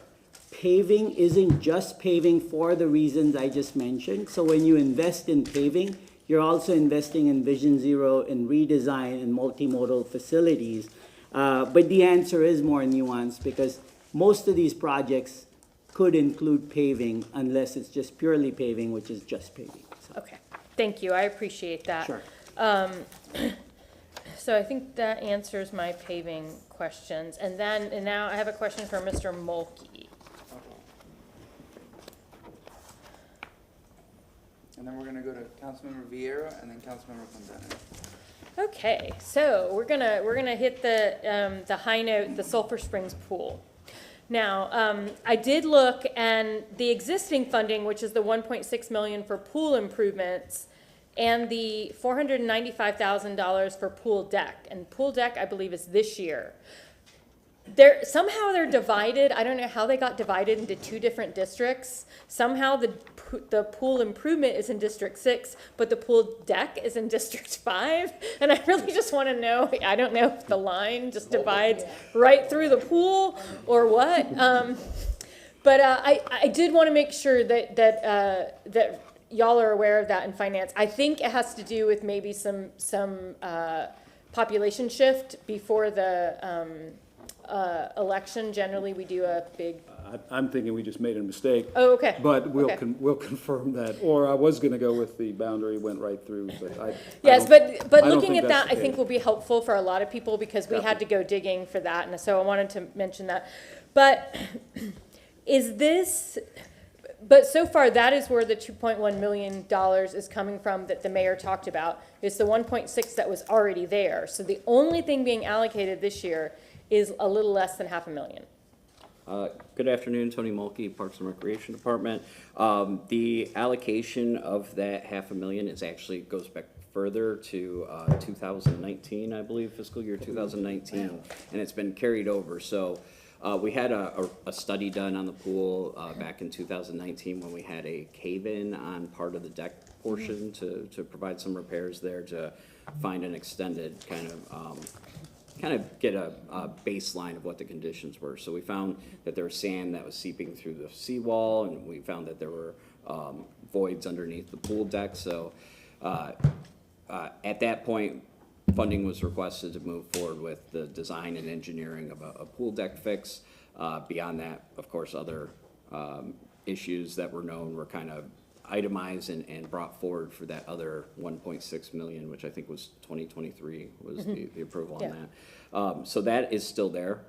We have expended, I think it's 140, 160 something of that initial, and we do have still an open contract and purchase order with the engineering firm that we're having them update all of the information to give us not only modern day kind of figures for estimated costs, but also to bring in some of the new conditions that we found with the most recent GPR testing that we performed. So we do have a path that is bearing fruit on a way forward on this. Okay. But no new funding for this pool in this calendar, in this fiscal year? That is correct. Okay, see, that's where I was confused. Okay, thank you, and I think, Chair, are we waiting for our fire and police questions until after number 2, or Yeah, not? we'll have them Okay. present. Next, we have Councilman Vieira, then we have Councilman Clendenin, but also I failed to mention at the beginning, we have to conclude the meeting by 5 because the ARC is meeting at 5:30 in this room. Councilmember Vieira. Yes, that's actually what I was gonna ask about, because we have Assistant Chief Kate, Chief Burkott, Chief Tripp here, and I know they've been waiting for a while, and I didn't know how long this second part would take if we could move forward with that, especially given that we've just had a big storm, and I'm sure they got a lot of stuff on their plate, so that was what my comment was. Any objection? Finish this with a question. All right, you wrap it up and then we'll go to 2. Well, that's a lot of burden. You have 30 seconds. 30 seconds. Hey, I'm the only one that beeper hasn't gone off on yet. So. No smiling. No smiling. There'll be no jokes. Couple of things. Back to Vic. What is street surfacing TO? I'm sorry, could you repeat the question? Street resurfacing TO, 385,000. Traffic operations. What is that? So that is allocation to our operations team, transportation operations, to do in-house paving. It's in-house paving? Yes. Okay. What is Tampa Multimodal Network and Safety Improvements Build Phase 1? West River Walk. Okay. That's what I thought it was. I just wanted to make sure, because it didn't say West River Walk. We speak in code. Okay. Just wanted to make sure. Next thing is, I just want to go on record saying I fully support the remodel for T-Mob. There's safety concerns, and you know what? And I know in public comment we heard something about break. We got to take care of our employees. So remodeling the break rooms and stuff. That's the kind of things we just have to do. It's not that much money. Eventually, things have to be refurbished. Speaking of which, I see somebody sitting there in the back row. City Council. Yes, you. Hi, Adrian. So what is happening with City Council chambers? Okay, good afternoon, Council. Adri Colina, Director of Logistics and Asset Management. I'm sorry, I was yelling over the weekend. Cheering my brother on in the competition. I was yelling at the floodwaters. Cheering on my brother on in the competition. So I want to thank you for your support of the lobby upgrades and the break room upgrades. I want to talk about that, and then I'll talk about this. So the lobby upgrades, I don't want anyone to get the incorrect assumption that we're doing that for aesthetics only. When that building was designed and built in the late 70s, security wasn't a big thought. That sense has changed. When you walk in that building at any time, the officer's back is to someone, the monitors are exposed. The thought to redesign that lobby is for safety of everyone in that building, and that includes our customers. The third floor break room, I will tell you that that has not been renovated. Unlike council chambers, which I know needs work, I'm not saying it doesn't, it's been painted more recently and upgraded more recently than the break room on the third floor, and that includes the flooring. It looks bad. That also needs to be taken care of for the wellness of everyone. Regarding this chamber and regarding this building, we have been working on a redesign for you all. You are right. You do need a better facility, and security needs to be given in consideration with that. I have presented a plan to my administrator, Gene Duncan, chief of staff, and we're talking with the mayor. We will be bringing that to you very soon. And the fact that the JOCS contract passed last week will allow us to move forward because we do have funding. And we will be coming to you in the very near future. We have not forgotten you.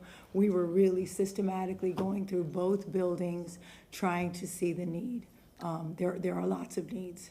And so I'm not trying to put you off. I do have a plan in place. I don't want to present it until it gets approved or tweaked on my leadership side. So But we are talking about FY '24. We are, or into 25. I mean, I'm sorry, I'm 25. Yeah, yeah. Fund- when you think of Okay. construction, yes, sir, we are. 24 funding. Yeah.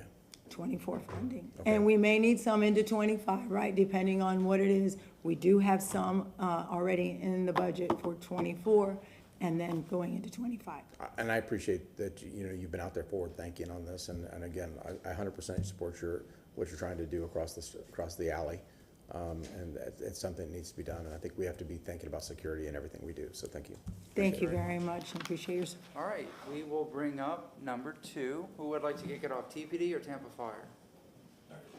All right. Dr. Chief. Good He's a doctor and a chief. He is a doctorate. Yeah. The Dr. Chief is getting No, it's not. Let's not debate that right now. Okay, sir, go ahead. Please state your name. Good afternoon, Council. Lee Brokaw, Chief of Police, and I have Deputy Chief Ruth Kate here with us today. We're going to talk about, or she's going to talk about, she's the project lead on our Howard Avenue project for our evidence and forensics. But before she begins, I want to tell you that this isn't a want, this is a need for us. We've outgrown our existing area. The area where we had some of our evidence before has now been taken over by sanitation. So we are in dire straits for having a place for our evidence and for our forensics. And as Deputy Chief Kate goes through this, hopefully you'll be able to see some of the pictures and understand what I'm trying to convey.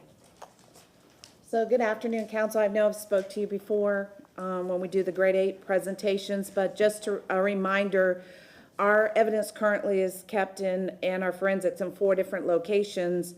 One of them is the temporary storage at 4608 North Lois, and that's a 2,000 square foot approximately that we have for office space and for large bulk items. This weekend, the rainstorm and today is a reminder that that's not an ideal place because we had to move our evidence up onto pallets because there's a lot of water intrusion there to make sure that the evidence isn't destroyed. So we can only put things that we're confident that will not need to be air conditioned or anything there. We have the third floor of headquarters, which currently is 2,600 square foot, along with the 7th floor of headquarters combined. That's the storage we have at headquarters for our evidence. And then for our forensics, which is on the 4th floor, is 12,000 square foot. So these are some pictures. I hope I'm doing this right. Okay. Right. So going to the new impound lot, the proposed square footage will be 44,100 square foot. The difference in that in headquarters, as you can see, is based on the boxes, and we don't have the desired shelving that we need. We can only go vertical up to about 4 to 6 foot based on the weight of the boxes. Although our evidence technicians do a good job categorizing them and putting them there, you can see we're bursting at the seams.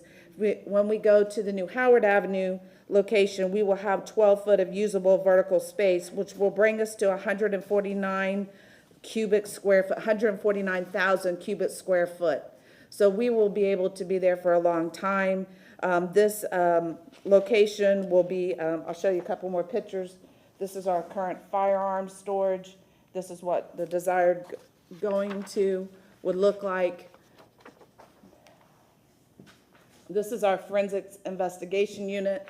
Currently, this latent processing is an old fish tank that our very good evidence technicians fashioned to complete what we needed to be done. The Orlando Police Department has bought the desired equipment that we need to go to, but if you were to pick up prints on an item that cannot be dusted and you have to use, for layman's terms, like super glue to get the fumes, we put it inside of that, close it up, and then it will present the prints. We've never had that technology. We're a large agency, we should have that technology. So that's what we're looking to go to. Also, we're looking to enhancing our evidence, where the forensics can store and package the items. So we're looking to not cross-contaminate. Our drying rooms are outdated. We want to go to a better packaging place. The good thing about going to the Howard Avenue is now forensics and evidence, because they really work hand in hand, they can collect their items and process them and put them into evidence right away, not temporary storage. Also, the public only has to go to one place. If you have high-value items, they're probably at headquarters. If you have a car or some other bulk items, they're going to be at the impound lot. This will be a lot easier for them to go to, and it will also be a reduction in manpower, because we currently have to staff our city employees at the impound lot on the 3rd floor, on the 7th floor, on the 4th floor. They'll be under one roof and be able to work together.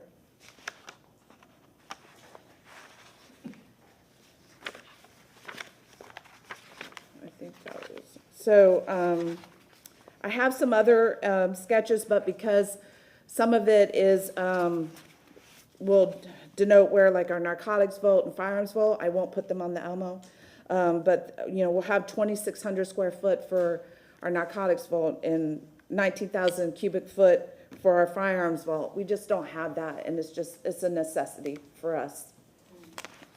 Thank you. Is there anything else? I want to make sure the presentation is complete before I go to council members. All right. Anything else, ma'am? No, I think that's it. Thank you. All right, we're going to go Councilman Miranda, then Councilman Clinton. Chief Kate, I want to thank you very much for your presentation and what we talked about. I'm sure you talked to all the other council members in the past. I don't know how much rent you're paying somewhere else, but all these things have to be figured out. And I'm going to say CSI, I watch that once in a while on TV, and all the modern stuff that you were showing, you know, they have all that. And sometimes in today's society, when you go to court, some individual's going to question where all these things are at and what happens and how you treat them, and is it humidity, does it change the value of something? And many years ago, when I was working for the state and as a steward judging horse racing, all the evidence that we had, every horse that runs, that finishes first or second, the blood and the urine sent to Gainesville, and they gave us a tour of all that. It was amazing what they could find. So I know what you're talking about in a different way. But the evidence that you keep and find is very, very important, as you well know, all of us know, and making sure that the person is innocent or guilty of a crime. You can find both at the same time. And I want to thank you and the chief and the police department, what you're doing, all of you and all your staff and all the members of the police department. You got to have it in order to produce what you need. Thank you, sir.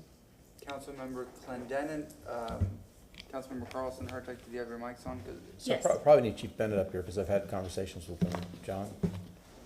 So what is the, I don't know why anybody would oppose this, because clearly it's something that we need. We've fallen woefully behind in not only just the physical quarters, but the technology. So you know, clearly it's an absolute need. My question is, you know, reference our previous conversations about this, are we just not thinking big enough? And because we have an antiquated building next door that, you know, and now we've got a lot of acreage on Howard Avenue, why we're not accommodating everything up there. And as we're gonna build this out and bond it anyway, we know that we have that need, and we also have to parlay the value of this property at some point as well.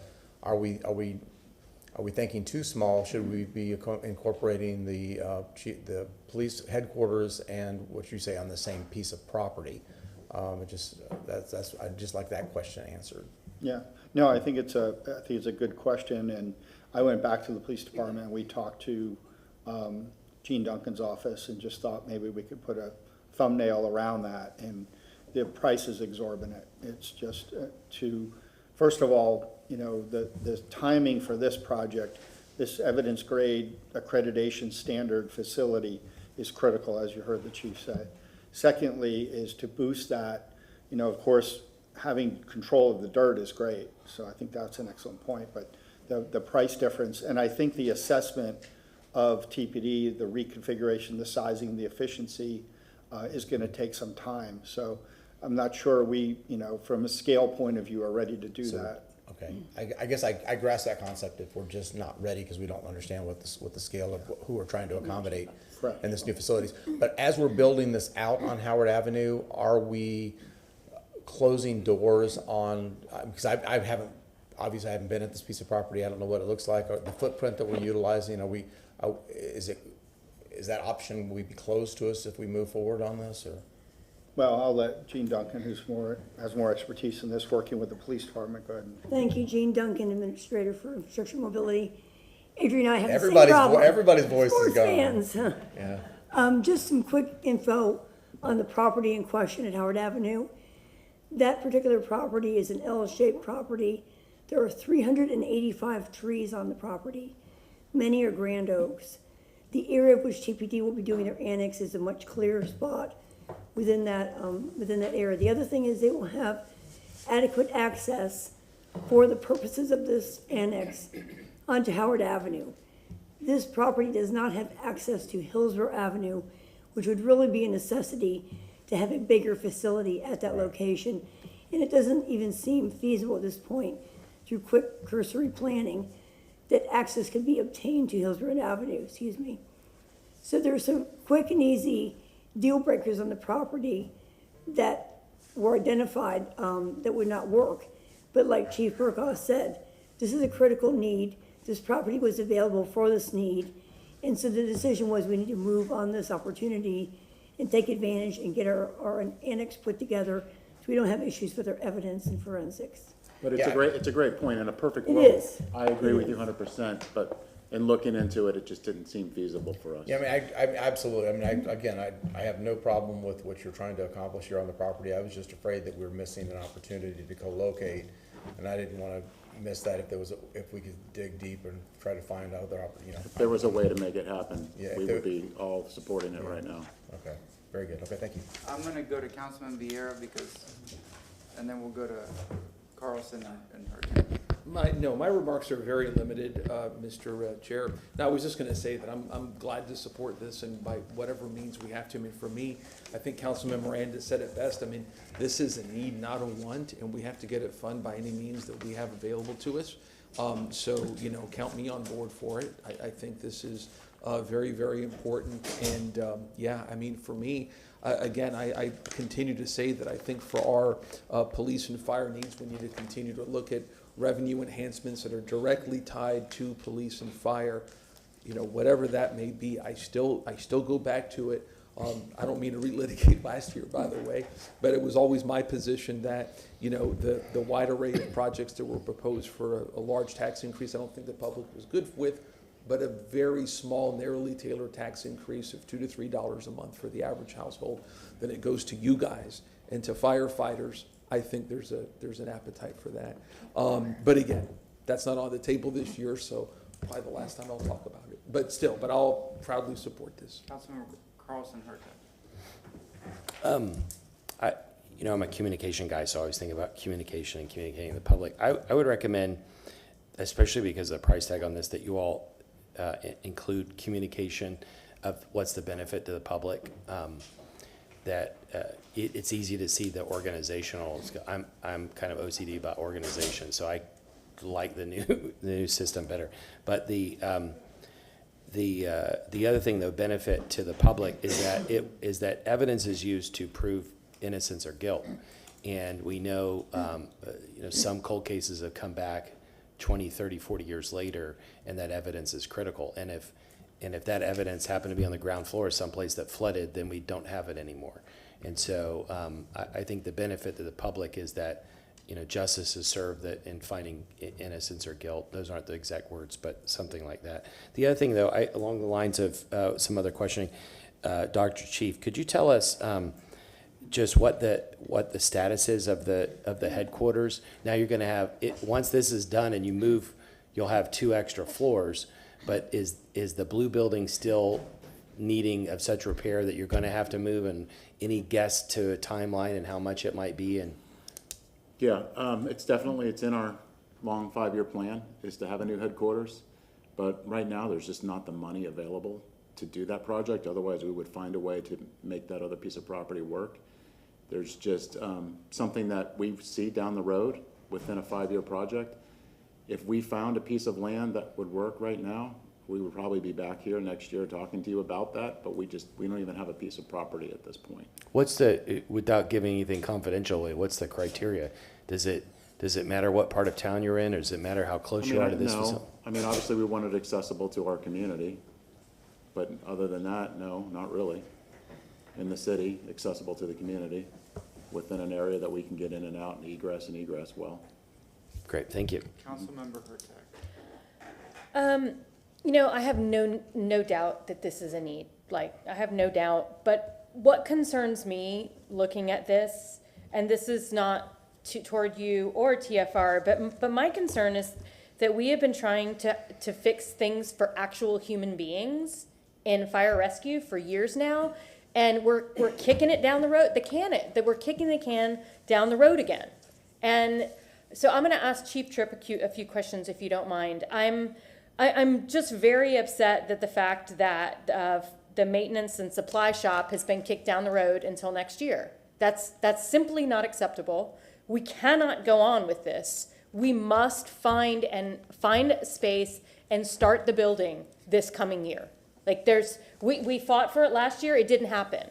And so it frustrates me that we're able to move forward with this, which is a needed project, but fire is just, it doesn't feel like a priority for the administration, and that's frustrating.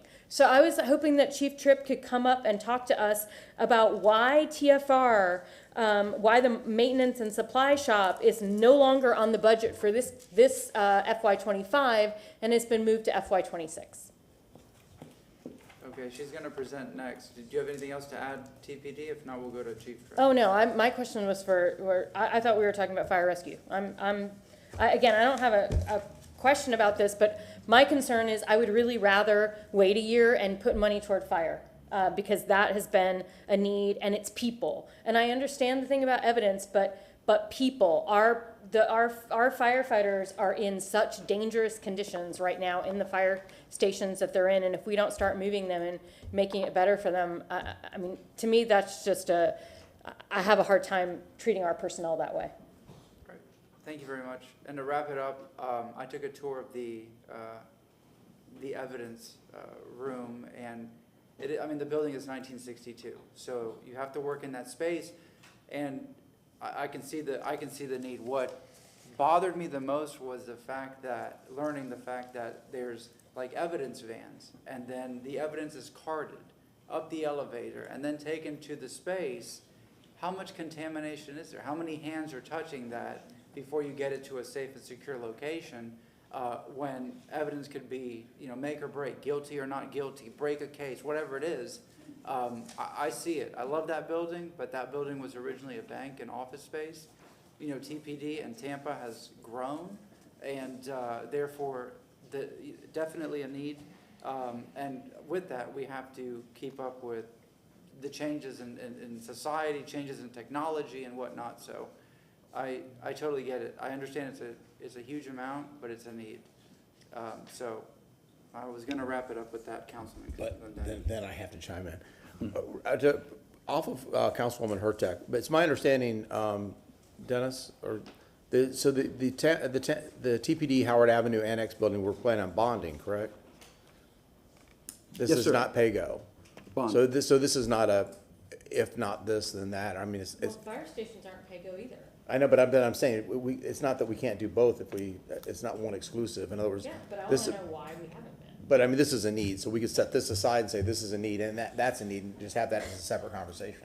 Yeah, but the fire stations that these guys have been staying in, that were Oh, I built in don't- I don't- 1950, I'm are looking- in need as well, and that's kind of my point. I'm looking forward to that was- conversation. I think that's a good conversation to have, but I don't think we need to talk, we don't have to say, okay, we're not gonna do this because we have to do that. I think, Except here's the thing, that's gonna happen and the fire stations aren't. well, again, I don't think they're comparable. One's not dependent upon the other. No, but that's Yeah. just the way it always works. Right. All Okay, right. thank you. Chief Tripp, you're next. Chief Tripp?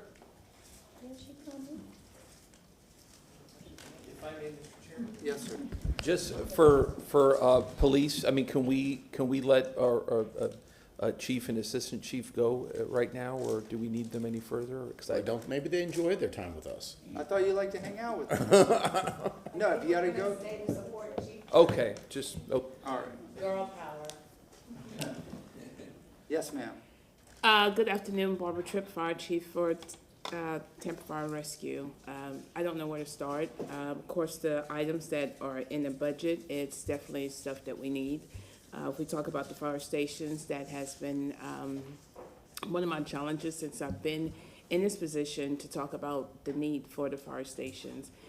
If we talk about the ages of the fire stations, I have some stations that is the 1914, 1921, the majority of them are 1958.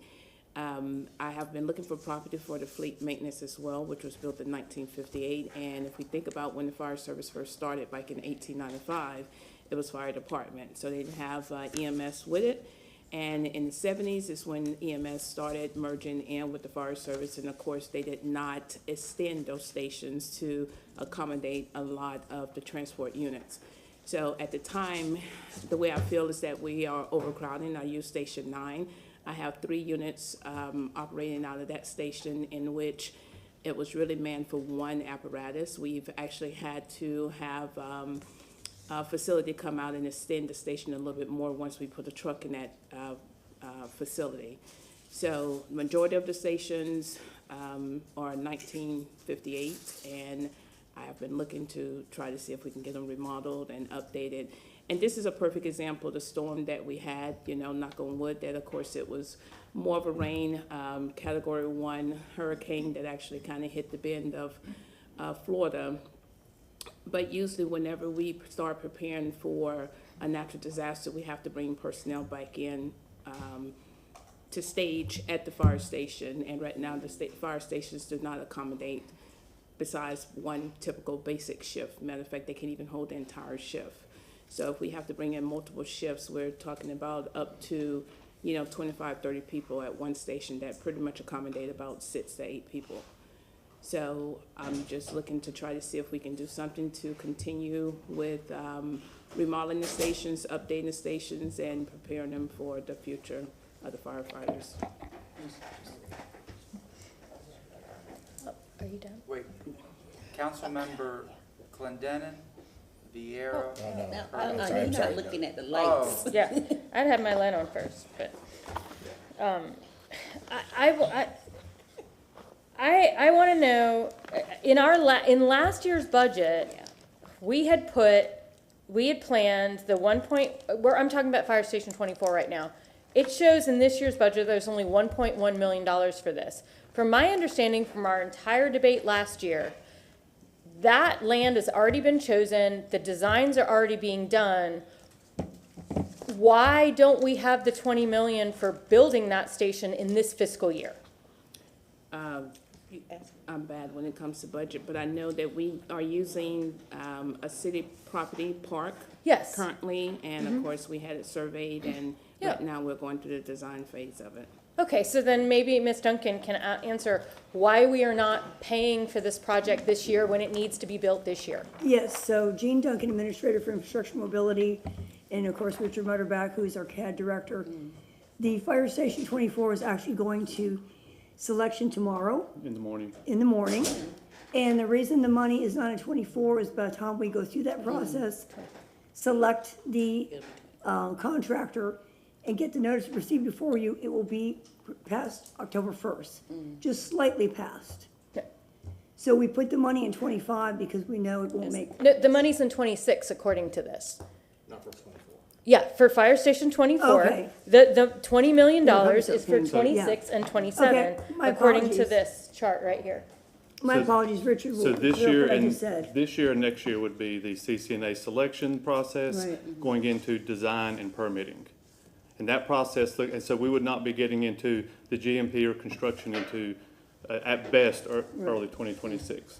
That whole process, you know, the CCNA advertisement and selection process at best is a 4 to 6 month deal. And then once, after we select a firm, later this week, potentially, the mayor will select a firm, then at minimum 12 to 18 months to go through negotiations, design, and permitting before a Okay. shovel can be put in the ground. So then, this is me even more confusing then, because we just finished talking about a police forensics building, which is just as important, but somehow that's all gonna get built this year? Because all the money is in this fiscal year, $45 million. Because we're nearing 100% completion of that. That RFQ came out 2 years ago, was selected, and we're already through the process. We're actually finishing up biddable documents right now to put that out for bid to begin construction. That wasn't even in our CIP discussion last year. The design money should have been No, there. this is, we heard about it for one of the first times about 3 or 4 months ago. That's when they came to us to show us what this project was. It's 3 or been 4 in our months ago. grade 8 report. It's been in the Last budget. grade 8 report was the only one. I can't speak to when it was first verbally communicated to you, but it has been in the budget, as Richard said. That design process started 2 years ago. That process is starting on Fire Station 24 tomorrow. Okay, So- and can you talk to me then about the maintenance and supply? And basically the same thing, we have $12.6 million for finding land. How are we on that? Maybe that's a question for Chief Tripp can speak to Adrian. that. She's been working with the real estate department. No, I've just been working with the real estate department. They haven't located anything yet, so. Okay, I don't- so we're still working on that, but we have 1.2 additional million for this fiscal year toward that still. Again, Richard Mutterback, Contract Administration. We are working on an RFQ now for that particular project for an assessment, so we can get it to run concurrently with while trying to find real estate to Great. get a better assessment of the need, size, and scope of what that project may look like. Good, thank you so much. I'm glad that we're trying to move that stuff forward, because unfortunately, we can't really do anything with 9 and 10, or even 6 really, until we've got all that stuff moved. So, I'm just not quite sure how we can ask, or how we can prioritize finding that land.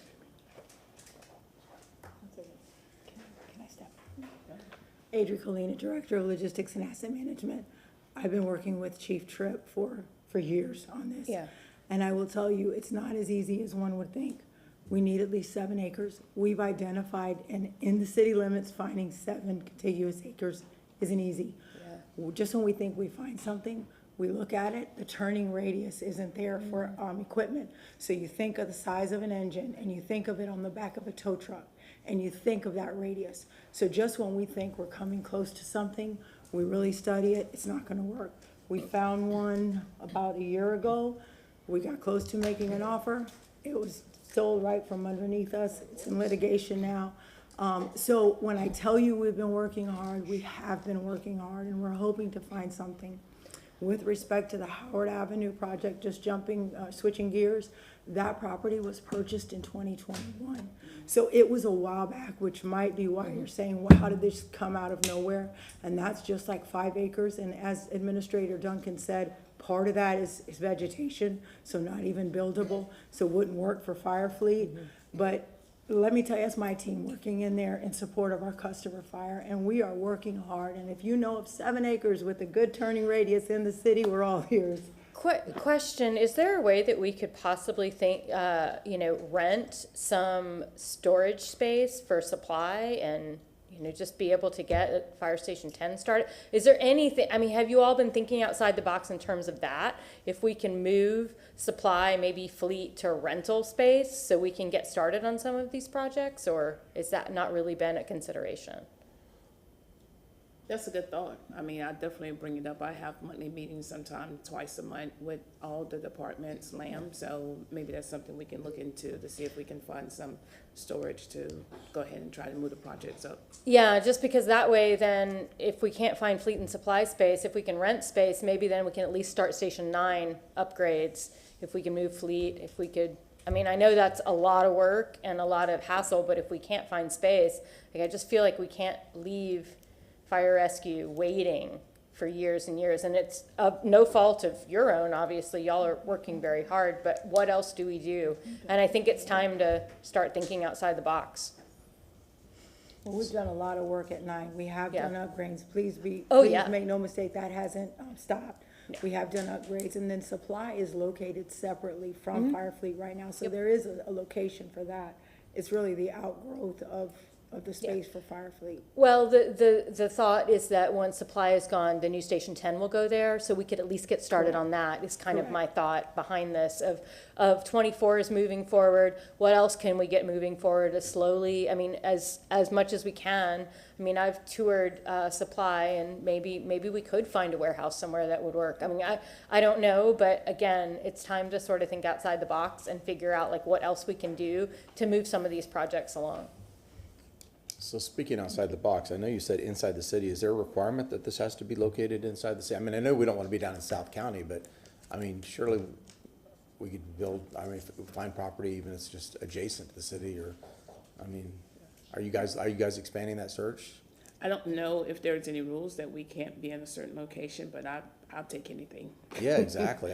Yeah. We're a weirdly shaped city, so there's a lot, there's a lot of places that are city adjacent that I'm sure if we expand that search, surely there's some places that we could look at. I'll take any Yeah, property. absolutely. Council persons, anybody else want to make any remarks or No, questions? I appreciate the feedback. I don't have anything, the details coming from construction and Adrian Colleen, but he can go. Okay, Councilman Vera. Thank you, Mr. Chairman, and thank you again to everybody for this. These were brought forward because when the tax didn't pass last year, it's good just to, if we have to bond these entirely, these are things that are very, very necessary. I always assumed that with fleet maintenance, given the inclusion of buying new property, that this isn't something we wouldn't really see until 2026, 27, just because that's such a difficult endeavor. Councilman Clendenin makes a great point of, if we can look outside of city limits, gosh, there's parts in the city of Tampa, as you know, you go to University area in Tampa, you throw a stone and you're outside of the city of Tampa. So it's, I think that's certainly something to look at. It goes without saying. I do know that I believe that the status of property acquisition for the fleet maintenance is coming back to council, I think, in October or so. I motioned for it to come back. But let me ask you, if I may, Chief, so when do you think, and obviously won't hold your whatever, hold you to this 110%, but with Fire Station 24, when do you think we're going to be looking at breaking ground on it? Within a year? What do you think, roughly? I'm sorry, what I would want is yesterday, but I know that. As far as the process, as Mr. Munnebeck states, as far as the process of selection. So we are supposed to be doing the CCNA tomorrow, and I don't know how long that normally takes, but yes, ma'am. As soon as possible. Yeah, and so, there were some dissident voices that said, oh, we want a fire station elsewhere. One of the big incentives of this is that we own the property so we can expedite it, because without this, we'd probably be looking at another 2 years, probably on to the next mayor, quite frankly, because again, property acquisition, especially right now in the city of Tampa, obviously takes such a long time.